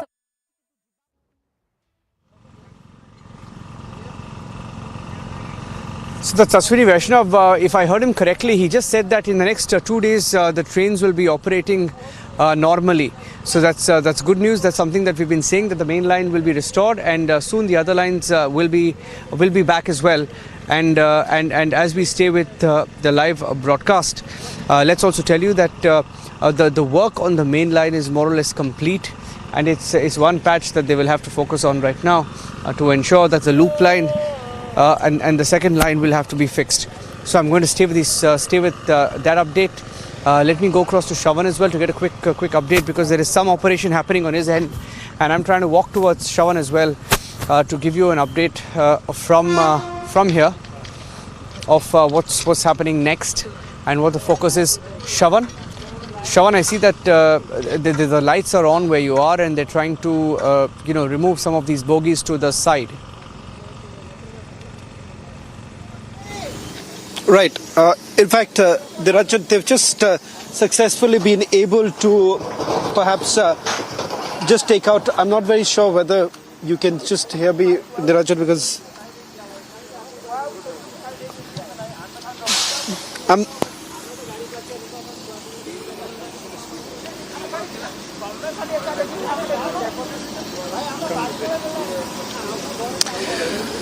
Well, in fact, Niranjan, there was a bit of an audio problem, but they've successfully been able to, drop this big bogie that we've been referring to. And in fact, I'll ask Ravajit now to start moving out from there, because now the focus is, now that this part is over, the focus is essentially on the other side right now. As you can see, that's the closer part where the entire focus is now shifting to, as the cranes have been lifted and the bogie has been cleared. So it's now this entire area is completely clear. I'll just ask Ravajit to stand on the track, because that'll give a slightly elevated view of the current situation here, and that'll give you. I'll just try and perhaps go a little closer. So what you see right now on the screens, this is that green bogie of the Coromandel Express. Adjacent to that is the few other bogies that got derailed, and this is the epicenter, as I was referring to. So we're not exactly allowed to go closer right inside, because that's where the rescue operation still continues, and that's where they suspect that there could be a few bodies that are still trapped. So that's the reason why a lot of emphasis essentially being pointed out here. So you can look at the number of people who are still working. A lot of people, as you have been saying, right from the time that the triple collision actually took place, there are officers here. They've been camping here, so all efforts are essentially being made that the rescue operation is completed as soon as possible. It gets very difficult. I'm told that Union Minister, Railway Minister Ashwini Vaishnav has just spoken to the media. Let's listen in. He has already indicated that these lines that you are looking at right now would perhaps become operational in the next 2 days. Let's first listen in to the Union Minister, and then we'll continue with our coverage from the ground. By Tuesday night, or maximum latest by Wednesday morning, we are in a situation where trains can start operating in a normal way.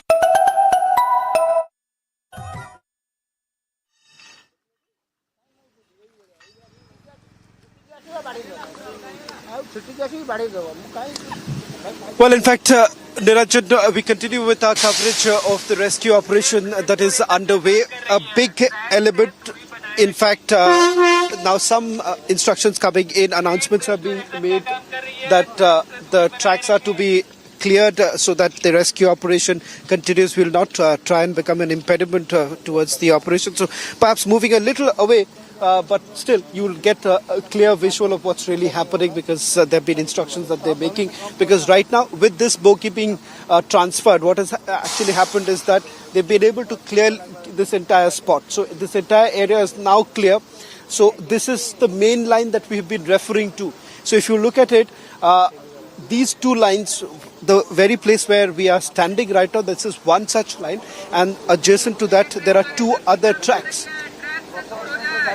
So once again, announcements still being made asking people to leave from this area so that they can carry on with their operation, because one, there are heavy machines that are actually being used. If you see these cranes that are actually being used, these are heavy machines that are being used, and that's the reason why, for safety purposes, they've now been asking the locals to also move in.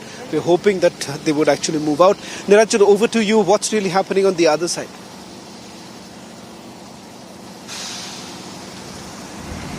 Shalimar, in fact, what I've done is I've come towards your side, because on the other side, more or less, if my VJ Mukut can just focus a little bit on what's going on here, and the cranes are here, and I think they're clearing most of the tracks here as well. So there's the main line is more or less clear. All the debris here, I think, will be more or less cleared out, and in a short while from now. In a short while from now, I think this main line, he said, will be operational overnight. So by tomorrow morning, I think one of these lines will be operational. And this is another coach, Shravan, where you've been reporting from the sleeper class.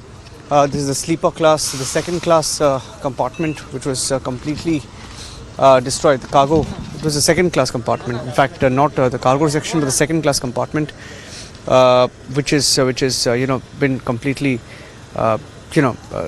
it's crushed, to say the least. We spoke to some of the eyewitnesses. Let's play out what the eyewitnesses told us through the course of the day.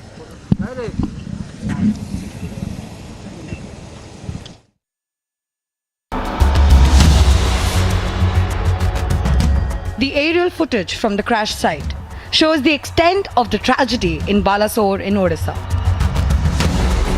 Those who survived the deadly crash narrate the horror. पता चला कि train का एक आवाज़ आया तो आपसे आप गिर गया। तब मेरा जो जितना सामान उमान था, पैसा ऐसा सब कुछ ट्रेन में रह गया, बैग में। While over 900 are injured, some fortunate passengers survived the crash without injury. I came down, then only we came to know that was a very big accident, because in our coach there wasn't very big thing. So then when I saw the front thing, then only I could see that a full general compartment was fully crashed and many of them were put into death.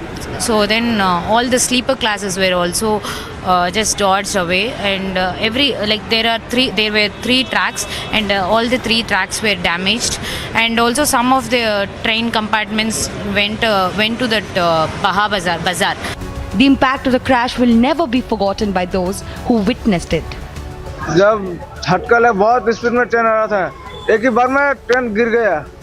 पीछे वाला जो general bogie हमारा गिर गया, तो हम जाल लगा साइड पे था, जो भी सामान टामान है पूरा मेरे हाथ पे गिर गया और एक हाथ जाल से निकल गया। जैसे अचानक हो था, बचने कोई उम्मीद ही नहीं है, जैसे अचानक कोई बचेगा नहीं, ऐसे भगवान से शुक्र है सब बच गया, पूरा पलटी हो गया, ऐसे पूरा उल्टा हो गया गाड़ी। While over 2,500 were on board the two trains, over 900 have been injured in the triple train crash. Bureau Report, Republic TV. So one of the aspects of what the eyewitness said is that when she was in the train, she didn't she was lucky to come out alive, but she said that a lot of the casualties and those injured and those who brunt the worst of it, who bore the brunt of the worst of it, were in the unreserved bogies. This is one such bogie that I have here. The second class, followed by, this is the Deen Dayalu coach, which is the unreserved coach from Shalimar to Howrah of the Coromandel Express. And in this particular coach, we believe that there were some casualties as well, completely crushed, as this too had rammed into one of the goods trains that was in the opposite direction. So, and you can see here the one of like we've been showing you from the other end, some more bogies have been removed from the tracks and have been just placed adjacent to the tracks, which of course they will be clearing much later. But these are the completely dismantled bogies, or whatever remains of these bogies that have been just taken out, the completely mangled remains of the train. And this big crane that you see here, there's some announcement being made saying that stay away from the tracks, so that because the train restoration work is on, and My colleague Shavan is on the other side, and he's also reporting on the developments here. It appears, Shavan, that things, at least this main line, will be up and running tomorrow. So perhaps by Wednesday, like the minister indicated, will be completely, functional, completely restored. But the focus will also be on, very interesting update that came in that a train has left from Chennai with the families of those who are looking for their loved ones, whose loved ones were on the train, on the two passenger trains, especially the Shalimar Express, the Shalimar to Chennai train, which is the Coromandel Express. Those families are coming to Odisha to look for their loved ones, and that's going to be very, very difficult and very challenging for them to do that, given everything that we've seen in the last 24 hours. Shavan?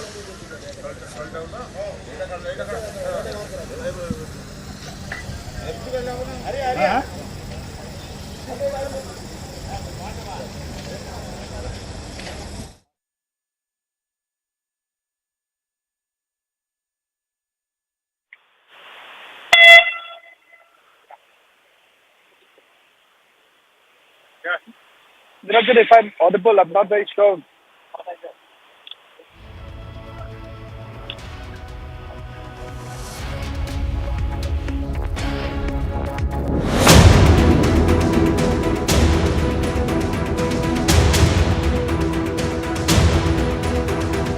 These are pictures, horrific pictures in the SCB Medical College Hospital. The Odisha government up to the task.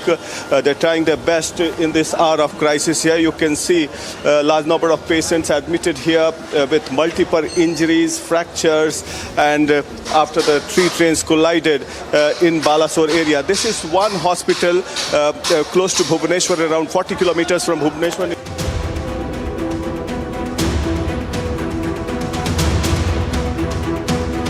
Waste Bengal का। कहाँ जा रहे थे? बेंगलुरु से हम घर जा रहा था। बेंगलुरु से घर जा रहे थे? हाँ। बालेश्वर पे। कैसे आपको जब धमाका हुआ, जब कोलिजन हुआ, जब ट्रेन टकराई, तो क्या पता चला आपको? पता चला कि ट्रेन का एक आवाज़ आया तो आपसे आप गिर गया। तब मेरा जो जितना सामान उमान था, पैसा सब कुछ ट्रेन में रह गया, बैग में। मेरा पास 2000 रुपया मैं खाने के लिए लिया था, वही पैसा सिर्फ। Here, entirely we are having 60 patients in the ground floor. Balasore, yes. And any casualty that has taken place here, or only critically injured? Only critically we have admitted, no casualty after admission. After admission. All the patients are doing fine? They are stable. Stable. सिर में देख सकते हैं चोट है। हाँ, चोट है। ये तो बड़ा सा इंजरी है ना। हाँ, से खाना भी ठीक से नहीं खा पा रहा है, वो अंदर कुछ हो रहा था।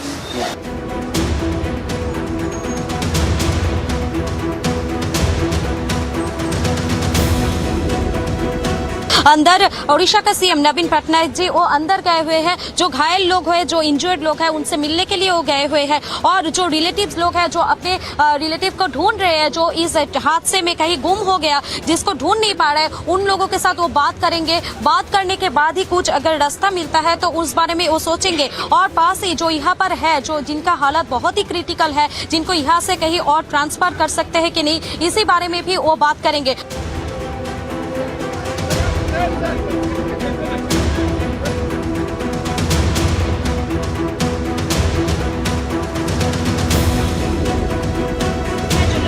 बहुत ही हालत खराब है, क्रिटिकल जो लोग हैं उन लोगों को यहाँ से लेके जा रहा है दूसरे हॉस्पिटल में। जो लोग का हम लोग चाहते हैं कि कांटेक्ट करेंगे तो उसको हम लोग उसके परिवार के साथ कांटेक्ट करा देंगे।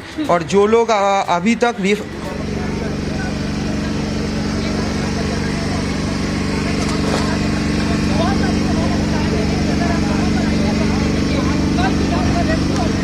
As you can see here, Union Railway Minister Ashwini Vaishnav is here at the spot. Like I was saying, restoration work is already underway. And if you see, this is on one side of the track where almost half of the restoration work is already done. and Ashwini Vaishnav, the railway minister, is here taking stock of the situation. On the other side, if you see, there are decoupled, the efforts are on to decouple the two trashed bogies.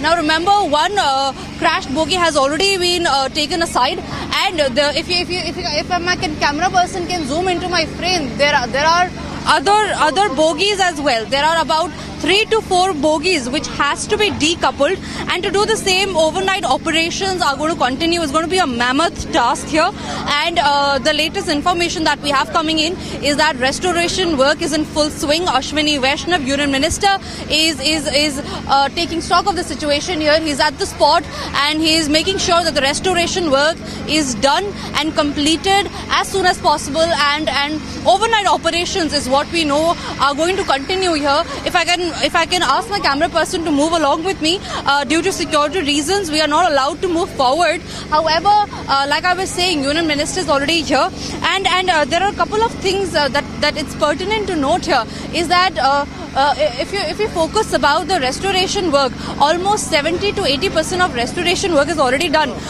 Having said that, it is also important to note here is when the railway minister has said that the main line will be operational soon. So having a look at the work that is in progress, the operational of the main line does not look like a distant dream, and the main railway line at Odisha crash site will be restored soon, and it's going to be a mammoth overnight effort by the teams here. However, the work will be completed. It's there. It's underway in full swing, and this is the latest information that we're getting.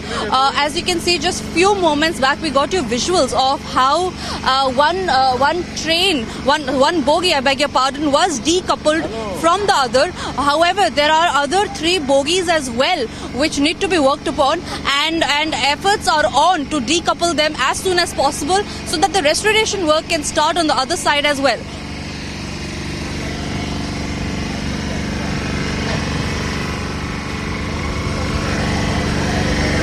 Yes, Shravan. So I was saying that that restoration work is underway. It is in full swing, and like the minister was saying, that operational of the main line will not be a distant dream anymore, because as you can see in the visuals, it is going to be an overnight task. It's going to be a mammoth task, and it is pertinent to note that most of the work will be completed by tonight. Shravan, back to you.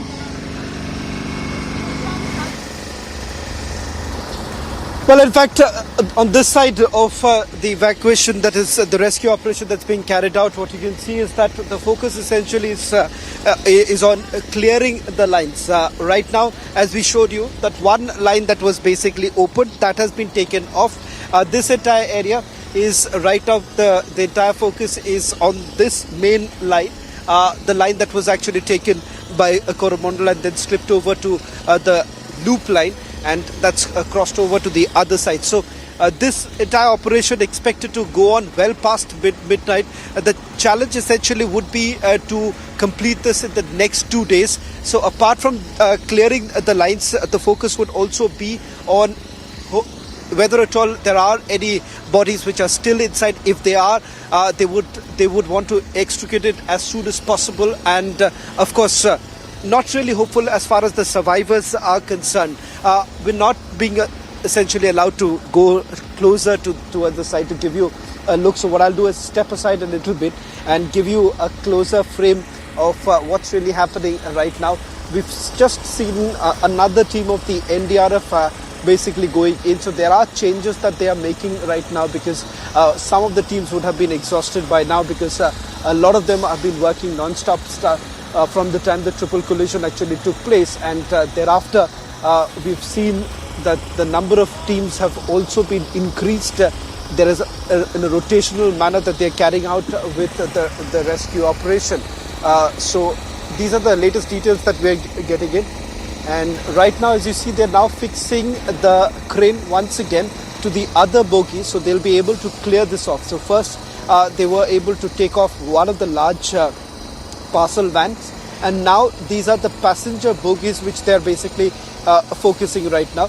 Once that is done, so they've been able to they're now attaching the cranes to that very bogie. So I'll just give you a closer frame before we get you an overall recap of all that has happened through the day in terms of the rescue operation that's been carried out. So first, take a look at what transpired in the last few hours in terms of the rescue operation. What is it that they've been able to achieve so far?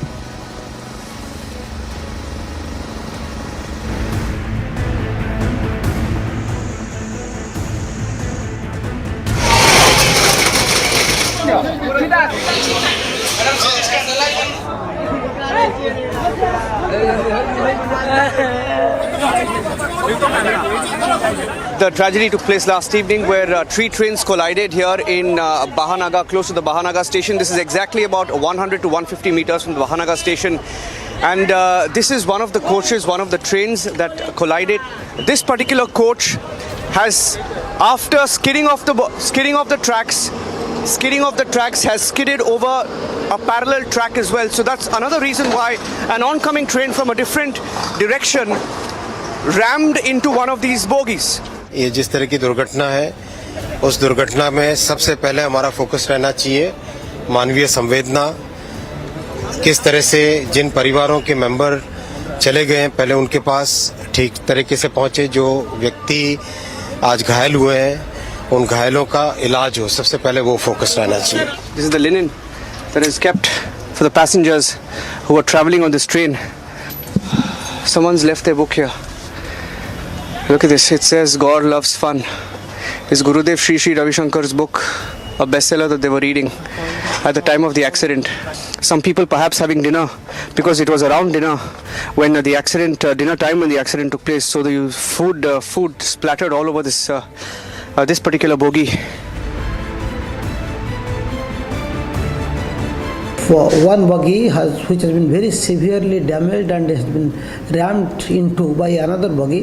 That only bogie is left. NDRF, Odisha Disaster Response Force and Fire Service personnel are still working with their machineries to cut the bogie and try to recover the living or the deads. I can see 4 of them right now on top of a bogie. And that's a very precariously placed bogie. And that bogie is sitting on top of another goods bogie. Presently, we have deployed the 9 team working on the site and undertaking the search and rescue operation. And besides, there are the state ODRF team also there. The railway teams are there. The medical teams and the ambulance are on the spot. Situation, we are told, is more precarious in Balasore, where maximum casualties, dead bodies and injured patients are being treated in large number. Sir हम लोग mobile चला रहे थे train में, ठीक है sir, बहुत fast train था, बहुत ज़्यादा फास्ट था. अब क्या हुआ, मोबाइल चलाते चढ़े चक्का उतर गया सर, तो साउंड किया. अब साउंड से हमको मालूम चला कि चक्का उतर गया, घर कर रहा था. उसके बाद ट्रेन गिर गया. We are seeing the Chief Secretary holding a meeting with all the top officers of the state. You will also see 2 very senior police officials there, sitting right over there, holding a meeting. Now, those 2 police officials are from Tamil Nadu. So, Tamil Nadu police coming in. Remember that the police from Tamil Nadu is helping out. There is another control center in Chennai, viewers. The Prime Minister landing right now. That's the chopper of the Prime Minister. Just landed. It's an Indian Air Force chopper. And he's just landing here now. He's just walking across the field and he will be going to the office, the temporary office that has been set up. He will be seated there for some time to take stock of what has happened. He's taking a look at the mangled remains firsthand. And the Prime Minister is walking from one bogie to the next to see firsthand what happened here last night after 7 p.m. जो परिजन हमने खोए हैं वो तो वापस नहीं ले पाएंगे, लेकिन सरकार उनके दुख में, परिजनों के दुख में उनके साथ है. सरकार के लिए ये घटना अत्यंत गंभीर है और जो भी दोषी पाया जाएगा उसको सख्त से सख्त सजा हो, उसे बख्शा नहीं जाएगा। दुख की घड़ी है, हम सब प्रार्थना करें इन परिजनों के लिए। In all, about 2,200 of them, and out of which 900 are in hospitals. Around 600 of them, 600 in one particular hospital in Balasore, and 281. I think 288 is the official number that we have right now. So that's where we stand, and I think the job's not done for our NDRF brave hearts. They continue to break through the metal.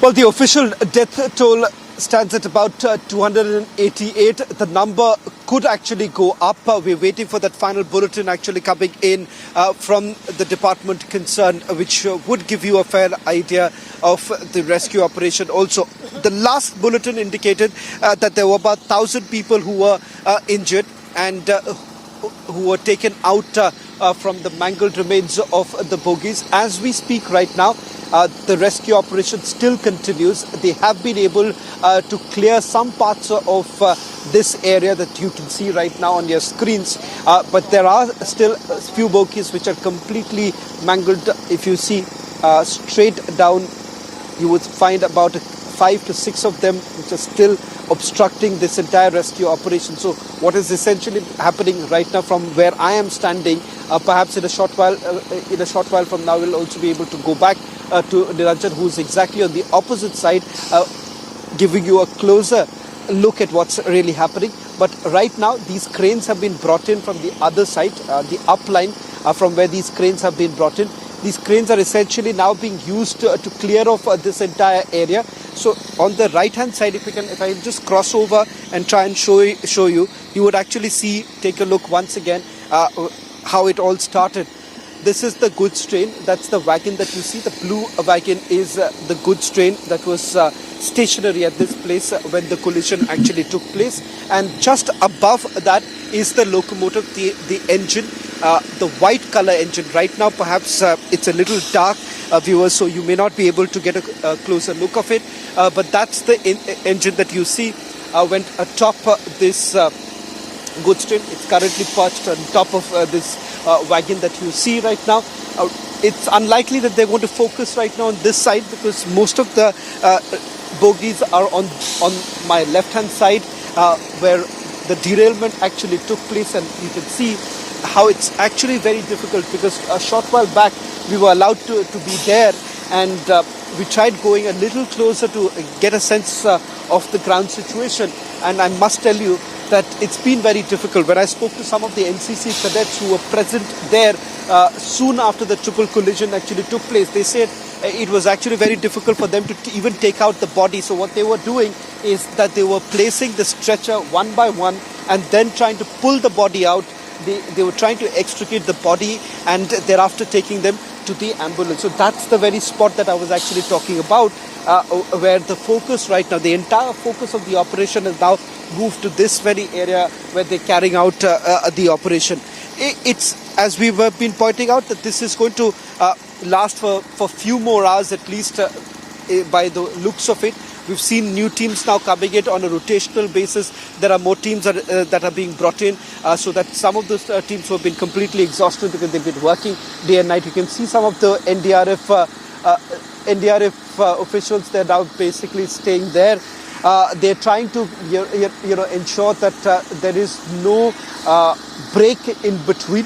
So there is a flow of in the rescue operation. They've been constantly working from the time the triple collision took place. Multiple teams have come in. More than 10 teams are currently working here. Not just the NDRF, but the local administration is also present here. There's constant monitoring that is actually being done by senior officers on the other side from where we were broadcasting a short while back. Take a look at the work that has been done by those who are carrying out the rescue operation.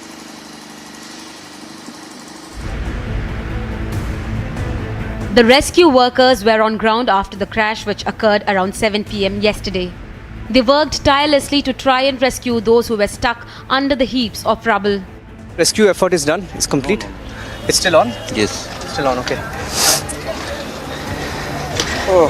What are the challenges that you are facing here? Atmosphere and this bogies. The heat and the bogies. Yes. So you're having to cut through all the metal. Yes, yes. That's the only way you'll get in. Yeah. And how many people roughly are involved in this operation? Don't know. I don't know because many more people is involved. It's a very tragic incident. It's a huge loss of life, and we are hopeful that as we work through the day today to clear the remaining coaches, we'll find more live people to bring out of those coaches. And we are working with all the forces there on ground in total coordination. I'm hopeful this will get completed by today evening. We are prepared for such incidents. Drenched in sweat and surrounded by the stench, the rescue workers worked overnight through the scorching heat. Rescue operation is still going on. State team is there. National Disaster Response Force 9 teams are already there at the spot, and we have almost searched all the bogies coaches where victims might have been trapped, and some are really so badly crushed. We are seeking some help of train to examine those coaches also. So hopefully by today evening we should be able to close the operation also. There's still hope that they can find them. Let's meanwhile try and tell you that the reason why they're looking in this particular area is because there are several bogies here, and if this is a very precariously placed placed track here. If you see this is an engine of a train. Engine of a train, because of the collision, has gone over the goods train bogie. It's gone over it because of the impact. After 17 hours long rescue operations, the rescue workers saved countless lives and families. The body of another person who's lost his life. This and there's another body, a second one that is being brought here. Another one being brought here. We've seen so many such bodies since we came here this morning. Many such bodies being brought in, and some body parts also being taken separately. It's been some very, very disturbing visuals that we've been witness to this morning, and the saddest part is the search operations continue. Bureau Report, Republic TV. About 288 people have been killed and over 1,000 people have been injured. And this is said to be one of the deadliest train mishap that the nation has seen. Here's a report on why is this called the deadliest mishap of the decade. Bodies being pulled out 18 hours after the crash. Relatives desperately waiting for news on their loved ones. Mangled remains of coaches. The scenes from Balasore show the extent of the crash, one of the deadliest train crashes in recent times. The goods train bogie here. The goods train bogie here. And that's a passenger train over the goods train bogie. That shows the impact of the collision. This is a bogie that is completely mangled. Mangled metal is what remains of it. And this bogie, it appears from the looks of it, was completely charred. You see this bogie here. This bogie was completely charred. That's an engine of a train on top of a goods train carriage. Engine of a train on top of a goods train carriage. And that's another body that's just being pulled out from this bogie. And I'm counting 8 bodies here that are being laid out next to each other. Balasore train accident is the 4th deadliest accident since 1981 and involves 3 trains, 2 passenger trains and 1 goods train. There were 3 trains involved in this, 2 superfast passenger trains and 1 goods train. It's a heavy metallic container, so cutting the container it takes time. That is one. Accessibility sometimes, but in this case it was in the railway station. Accessibility was not a big challenge. And thirdly, to identify victims who can be saved immediately and extricate them so that they can be given medical help. Railways has ordered investigation as rescue workers work overtime for restoration. Bureau Report, Republic TV.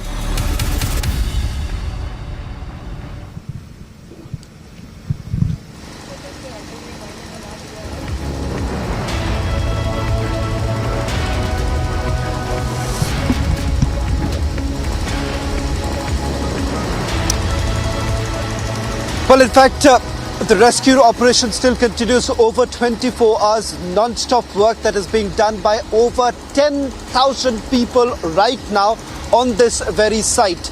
As we speak, the rescue operation still continues. The focus still remains on clearing the lines, as the Union Railway Minister was pointing out.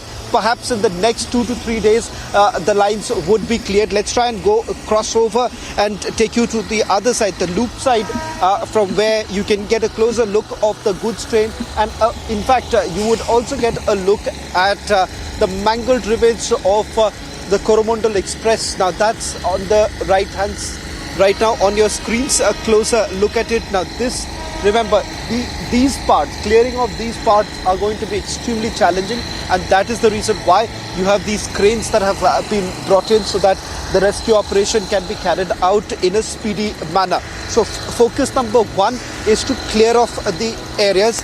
While they're clearing off, they're hoping to extricate the bodies. It's very unlikely that at this stage that there would be any survivors, is what most of the NDRF officials are saying. As you can see right now, they're trying to hook that crane to that very bogie, remove that and push that off to a barren area that we can see right now on our left hand side. One such bogie has already been removed. Several other bogies would be taken off in the similar fashion. You would have these cranes being brought in and they would be removed. How long is it expected to continue? Perhaps it is going to go way past midnight, as multiple teams have been brought in. They're working in a rotational manner. As you can see, some of the NDRF officials who are now resting here. There is another team that has basically gone in on the other side. Similarly, there are multiple such rescue workers who have now been brought in, and not just one team, multiple agencies are essentially working on it. As far as the latest update is concerned, 288 people are reportedly dead.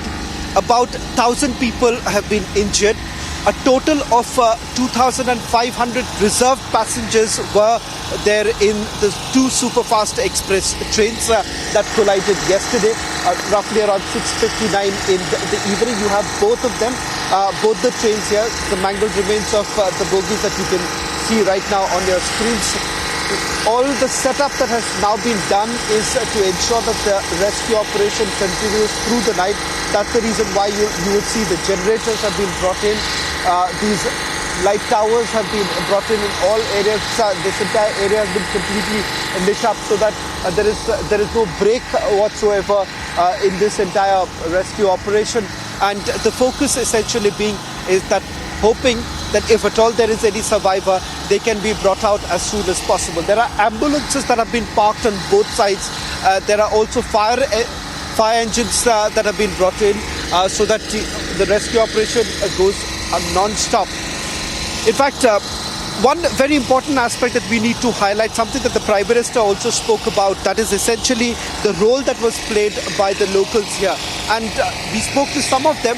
Had it not been for them, perhaps few people would have lost their lives. It is because of the timely intervention of locals, like a few of them who are still here. They've not left the place. They're still here. They're trying to help them. Along with the multiple agencies, you would find a lot of workers, a lot of locals coming in. Take a look at a report that has been filed by my colleagues. The role that has been played by the locals, and of course also what is it that the family members had to go through, what they had to endure following this tragic incident. Survivors spoke of the horrible train tragedy in Odisha's Balasore. देखिए 6:30 बजे बालेश्वर से वो निकला, Baleshwar station से, फिर 6:45 को ये incident घटा, जो कि हमारे सामने ही घटा। इंजन तो पूरा ब्रस्ट हो गया। उसके बाद इंजन के पीछे जो आपका बैटरी का जो बगी है वो फिर घुसा जनरल बगी में अंदर। तो मैं डोर के पास था तो मेरे को इतना धक्का दिया तो मैं बाहर चला गया। लेकिन वहाँ पे जो बगी में 150 आदमी थे वो लोग सब डाइड हो गए।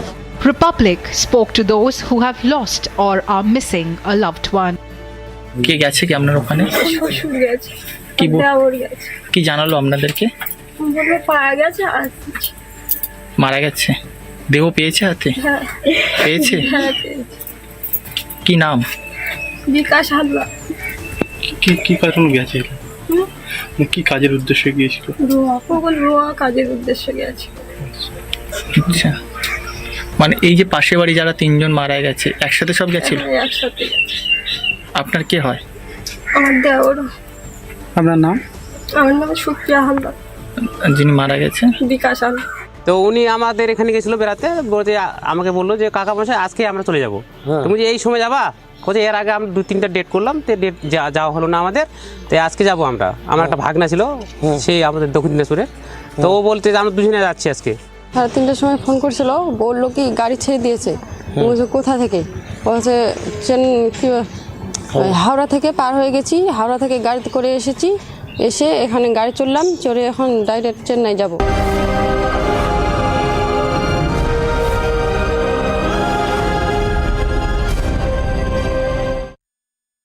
The top-ranked Amity BTech attracts some of the most brilliant students of India, with alumni working in top companies around the world and earning over 2 crores rupees per annum. To apply, visit amity.edu. The top-ranked Amity BTech attracts some of the most brilliant students of India who get global exposure at the 5-week study abroad program at Amity's global campuses at no additional tuition fee. To apply, visit amity.edu. This is a bogie, just to give you both sides of, just to show you both the sides. Mukund, I'll hold your camera. Come up. Yeah, I'm just holding the camera. Just give us a second because we are rolling live non-stop. And this is inside one of the bogies. Yeah, an excavator to my right. An excavator trying to. Look at this. Yeah, you can show this. This is the excavator trying to pull out the metal from the tracks. They'll have to relay it all over again. And this is the AC chair. One of the lesser impacted AC chairs that you'll see, because this is towards the end of the Coromandel Express.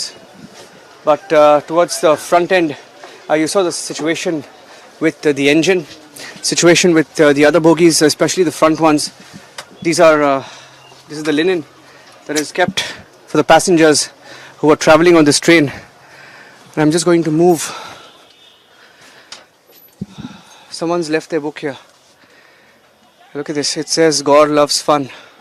It's Gurudev Sri Ravi Shankar's book, a bestseller that they were reading at the time of the accident.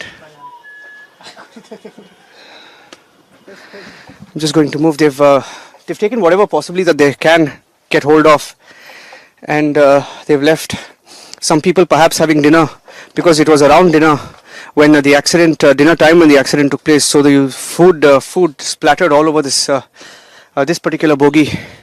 This is the AC chair. ये कौन सा 3 AC है 2 AC है sir? ये 2 AC है 3 AC है? 2 AC, okay. Okay, 2 AC, okay. So we're just walking from one end of the bogie to the next. It's a two-tire bogie, and I'm towards the end of the train now. Towards the end of the train, Mukut, we'll have to be a little careful. Towards the end, it's not really steady. I have to say that, because I'm not going to go that side. Because this seems to be the rear portion, Mukut. This rear portion seems to have been also the portion where another collision has taken place, where another bogie was hit, and there's an impact there. We won't, Mukut, just stay away from there, please. Just step back. So we'll just give you the pictures. To the rear of the carriage, to the left, to the right. On each side there are excavators to remove whatever that they possibly can.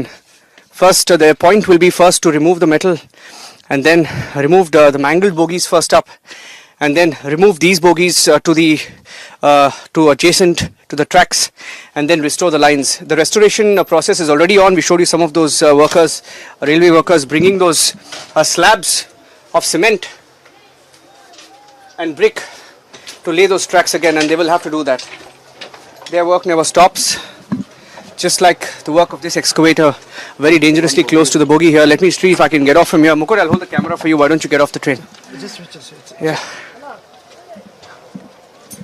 Let me show you the pictures. Many families, in fact, are waiting on both sides. When we walked in here this morning, a little after 10 o'clock, 10 a.m., we saw many families still lugging their suitcases, some of them carrying their bags. So they were perhaps here until this morning. Those who found their loved ones have left, and many stayed back to look for their loved ones. And we're showing you some more pictures of that bogie which has skidded off the tracks and fallen on the side of the track. So we'll try and go there next. I'm just going to get off. Mukund, why don't you get off and I'll get off with you.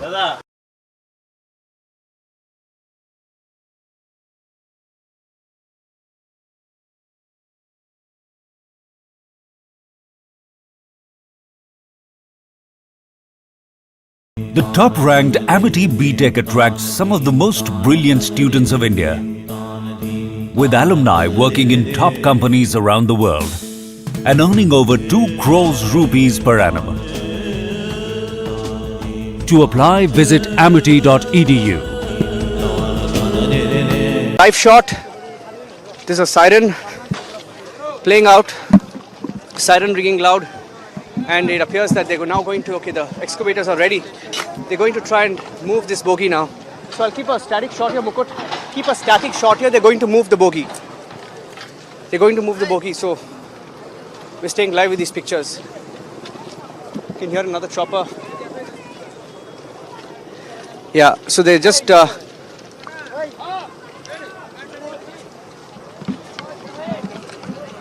This appears to be one of the last bogies of the Coromandel Express on the line of the Coromandel Express, one of the last bogies here. And that's another Indian Air Force chopper, or is it the same chopper that is coming back? We're getting that live shot of another chopper closing in. An Indian Air Force Mi-17 that's just landing in the fields adjacent. And the bogies being toppled.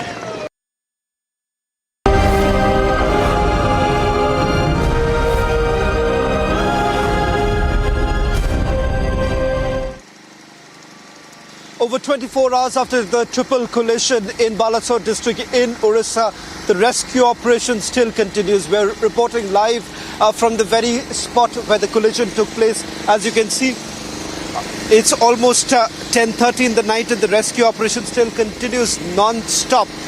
What we'll try and do, move a little closer to give you a glimpse of what's really happening right now on the tracks where the bogies are lying. In fact, right now the focus essentially being on trying to remove. If we can take a look at it, perhaps we'll have to move in. There's too much of light here. We'll just move in here. Take a look at it here. Right now the focus is using these cranes, removing the bogies. That's what is happening. A short while back, a bigger carriageway was removed from the tracks. And as the process continues, there is another team simultaneously working. There is another team of the NDRF which is basically trying to remove if there are any bodies that are still trapped. They're trying to extricate them, and if at all they come across any survivors. So far there have been no reports, not that we have come across that there have been any survivors as of now. So right now the entire focus is in this particular area. On the other side also, remember, you do have some of the NDRF officials as well as the other rescue teams still working in, but some of the teams who are here, they've taken a short break. There are, in a rotation manner, they're bringing in the other teams also. With regards to the official confirmation coming in, the bulletins that have come in from the various health departments, the hospitals. So far the number stands at 288. This could certainly go up. We're waiting for that final overnight bulletin to come in that would give us a better picture of the consolidated figure to come in. And of course, as far as the number of injured are concerned, they've all been taken to areas like Bhadrak, in Cuttack, as well as in Balasore, where the hospitals are there. They've taken them there. Right now, a small break that is being taken by the NDRF officials and others who have been constantly working day and night. And here it's sweltering heat through the day. It's been over 40 degrees, and especially on the tracks. Remember, the heat is far more. And despite that, we've seen the NDRF officials and the others who have been part of it, including the local administration, working day and night to ensure that if at all there are any survivors, they are taken out immediately. So that constant endeavor right now to ensure that this work is done in a speedy manner. Of course, many still grappling with this kind of tragedy that we are witnessing. There's no doubt about the fact that this is one of the deadliest train accidents that we have seen in the recent years. Back in the 80s, when we've seen one of the most deadly the deadly terror accident that took place was back in 1981, and thereafter there have been several others, but not to the magnitude that we are really looking at right now, where you have a triple train collision that's actually taken place. So this essentially continues. We'll try and see if we also have few of our reporters on the other side getting us the latest updates. We'll try and go across to Tanisha if she's around and see if we can get a quick update of what's really happening on the other side.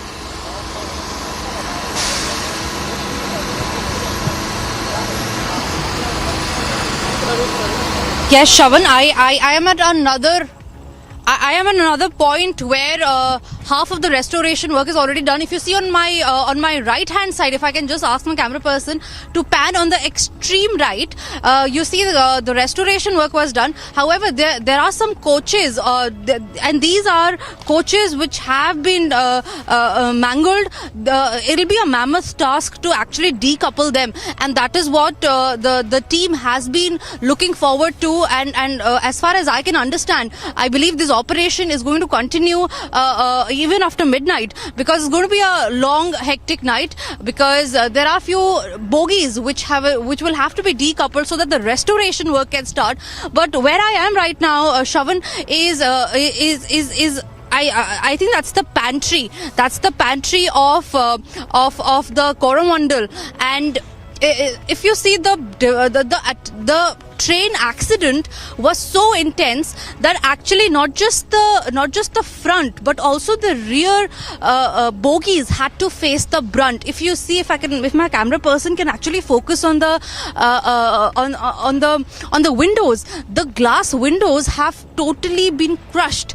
Okay, and if you see because this was the pantry, the things that were there inside for the pantry use have come outside. If I can ask my camera person to actually pan around and show every detail of this visual, because what you were trying to understand here is that the accident was so horrendous that it had left everybody in shock. As you can see, there are bags of kids as well, which have come out, and so much was the intensity of the collision. So what we're trying to understand here is a massive train accident that had occurred and had left the nation in shock. However, everybody is recuperating. The injured in the hospital are fighting their battles, and everybody is praying for the victims of this tragic train accident.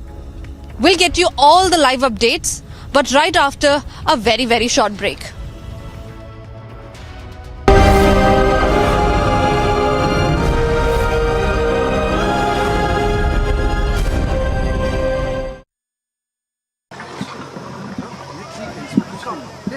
This is a bogie, just to give you both sides of, just to show you both the sides. Mukund, I'll hold your camera. Come up. Yeah, I'm just holding the camera. Just give us a second, because we are rolling live non-stop. And this is inside one of the bogies. Yeah, an excavator to my right. An excavator trying to Look at this. Yeah, you can show this. This is the excavator trying to pull out the metal from the tracks. They'll have to relay it all over again. And this is the AC chair. One of the lesser impacted AC chairs that you'll see, because this is towards the end of the Coromandel Express. But towards the front end, you saw the situation with the engine, situation with the other bogies, especially the front ones. This is the linen that is kept for the passengers who are traveling on this train. And I'm just going to move. Someone's left their book here. Look at this. It says God Loves Fun. It's Gurudev Sri Ravi Shankar's book, a bestseller that they were reading at the time of the accident. I'm just going to move. They've taken whatever possibly that they can get hold of, and they've left some people perhaps having dinner, because it was around dinner when the accident, dinner time when the accident took place. So the food splattered all over this this particular bogie. This is the AC chair. ये कौन सा 3 AC है 2 AC है sir ये 2 AC है 3 AC है 2 AC okay 2 AC okay. So we're just walking from one end of the bogie to the next. It's a two tire bogie, and I'm towards the end of the train now. Towards the end of the train, Mukut, we'll have to be a little careful. Towards the end it's not really steady, I have to say that, because I'm not going to go that side, because this seems to be the rear portion, Mukut. This rear portion seems to have been also the portion where another collision has taken place, where another bogie was hit, and there's an impact there. We won't, Mukut, just stay away from there, please, just step back. So we'll just give you the pictures, to the rear of the carriage, to the left, to the right. On each side there are excavators to remove whatever that they possibly can. First, their point will be first to remove the metal, and then remove the mangled bogies first up, and then remove these bogies to adjacent to the tracks, and then restore the lines. The restoration process is already on. We showed you some of those workers, railway workers, bringing those slabs of cement and brick to lay those tracks again, and they will have to do that. Their work never stops, just like the work of this excavator, very dangerously close to the bogie here. Let me see if I can get off from here. Mukut, I'll hold the camera for you. Why don't you get off the train? Just. Yeah. I'm showing the pictures. Many families, in fact, are waiting on both sides. When we walked in here this morning, a little after 10 o'clock, 10 a.m., we saw many families still lugging their suitcases, some of them carrying their bags. So they were perhaps here until this morning. Those who found their loved ones have left, and many stayed back to look for their loved ones. And we're showing you some more pictures of that bogie which is skidded off the tracks and fallen on the side of the track. So we'll try and go there next. I'm just going to get off. Mukut, why don't you get off and I'll get off with you.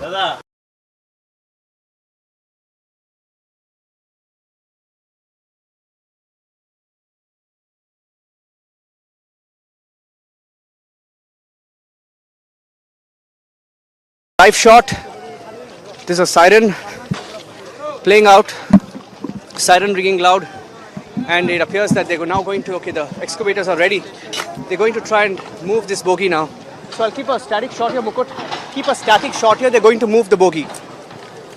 They're going to move the bogie. So we're staying live with these pictures. You can hear another chopper.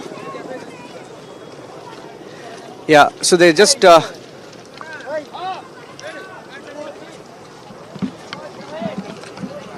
This appears to be one of the last bogies of the Coromandel Express on the line of the Coromandel Express, one of the last bogies here. And that's another Indian Air Force chopper, or is it the same chopper that is coming back? We're getting that live shot of another chopper closing in. An Indian Air Force Mi-17 that's just landing in the fields adjacent. And the bogie is being toppled. The bogie is being toppled. There's a live shot of both the chopper and the bogie being toppled that we're giving you here on Republic. And they're They're moving. There it goes. The bogie, or the last stable one, being toppled. That's the Indian Air Force chopper as well.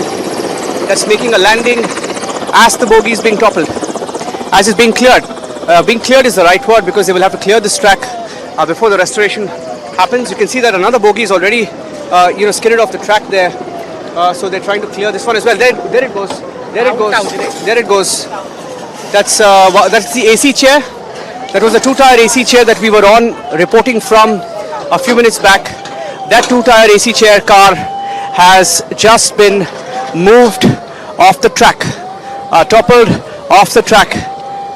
And the excavators here, two of them, toppling it, pushing it off the track. That's perhaps the only way that they can clear the bogie. The rescue operation still continues here. We're broadcasting live from the accident spot and just quickly take you through the latest update. As we speak, you can see more teams have been brought in. Senior officers have also come in. They're inspecting the area. Right now, the decision is going to be made to remove this bogie. They've been able to, as you can see, right as we speak right now, they've been able to attach that crane to this bogie. They will move this bogie to the other side, on the left-hand side, and take it to the barren area where they're going to place it. So once that happens, as you can see, these two, all these bogies that you see, which is lying here, they're just in between both the tracks. So these are the derailed bogies that you see, which is now being lifted. As it's being lifted, it's going to be taken to the other side. This is quite a complicated process in the sense that it has to be done in a very slow manner.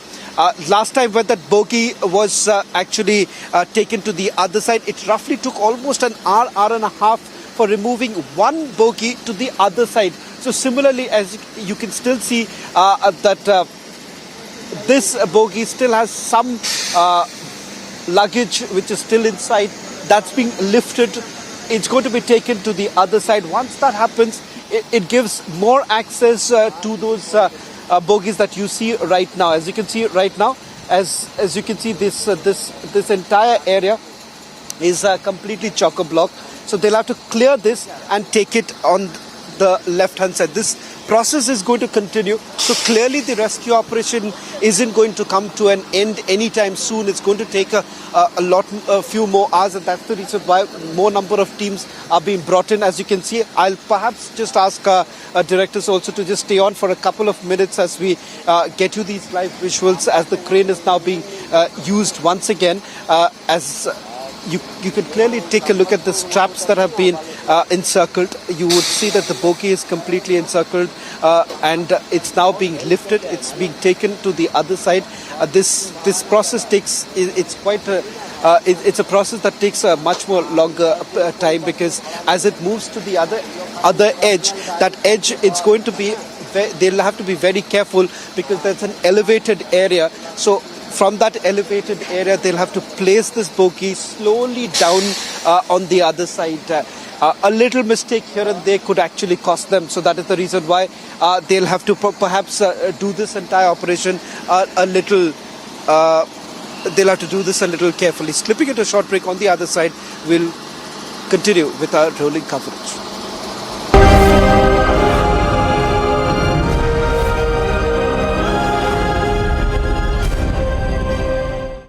That's a mini command center where you see the NDRF, the railways, a lot of the paramilitary forces, some armed forces personnel as well, and he's camping there, the railways minister, Ashwini Vaishnav, and he's been taking stock of the situation since late last night when he arrived here in Odisha. And a series of meetings are also underway. You've given us some of the updates. The Prime Minister is expected to land, if he's not landed yet, in Bhubaneswar any time now. And from there he will be coming straight to the Balasore site. This is the site where the tragedy took place. So we are reporting non-stop live from here, and we've been here since this morning. And many dignitaries are coming and just taking stock of the situation, because there are passengers across different states who've lost their lives. In Tamil Nadu itself, we are hearing, and of course those numbers could vary as they take complete stock, but we are hearing over 30 people have died from the state of Tamil Nadu. Likewise from different states, including states of West Bengal, Odisha, some in Karnataka as well. We'll have to wait for more details of that because some of these trains were moving, especially the Coromandel Express was moving from Shalimar to Chennai, and we have to wait across different states. Command centers have been set up. You can see here that they're clearing another body is being moved here. This is another body of another person who's lost his life. You know this, and there's another body, a second one that is being brought here. Another one being brought here. We've seen so many such bodies since we came here this morning. You know, Shivangi, many such bodies being brought in, and some body parts also being taken separately. It's been some very, very disturbing visuals that we've been witness to this morning, and you know the saddest part is the search operations continue. The search continues. In fact, they told us a few minutes back we were live, and the engineering teams told us that they are still looking for people, and people are still trapped in some of these bogies, and we know which those bogies are. They've identified those bogies, and they continue to look for people inside those bogies. And people, see, look at this. I mean, people are being chased away. Some of them just here as onlookers, and very, very frayed tempers here. Another remains of another person being taken here. Remains of another person. So that's the third body that we've seen just being pulled out in the last few minutes. And some of these bodies were being laid out next to each other since this morning when we got here, Mukut. And as I walk, and I'm walking through this entire wreckage area, and that's another body being just carried away by the NDRF teams to be taken perhaps to the hospital for identification, will be placed in a morgue, and the identification process will begin. Those are two more bodies that are being taken. So we're just sort of moving from one end to another, and it's very, very tragic, heartbreaking pictures. Very heartbreaking pictures, and there are thousands of them there. And my fear is that it appears that at one point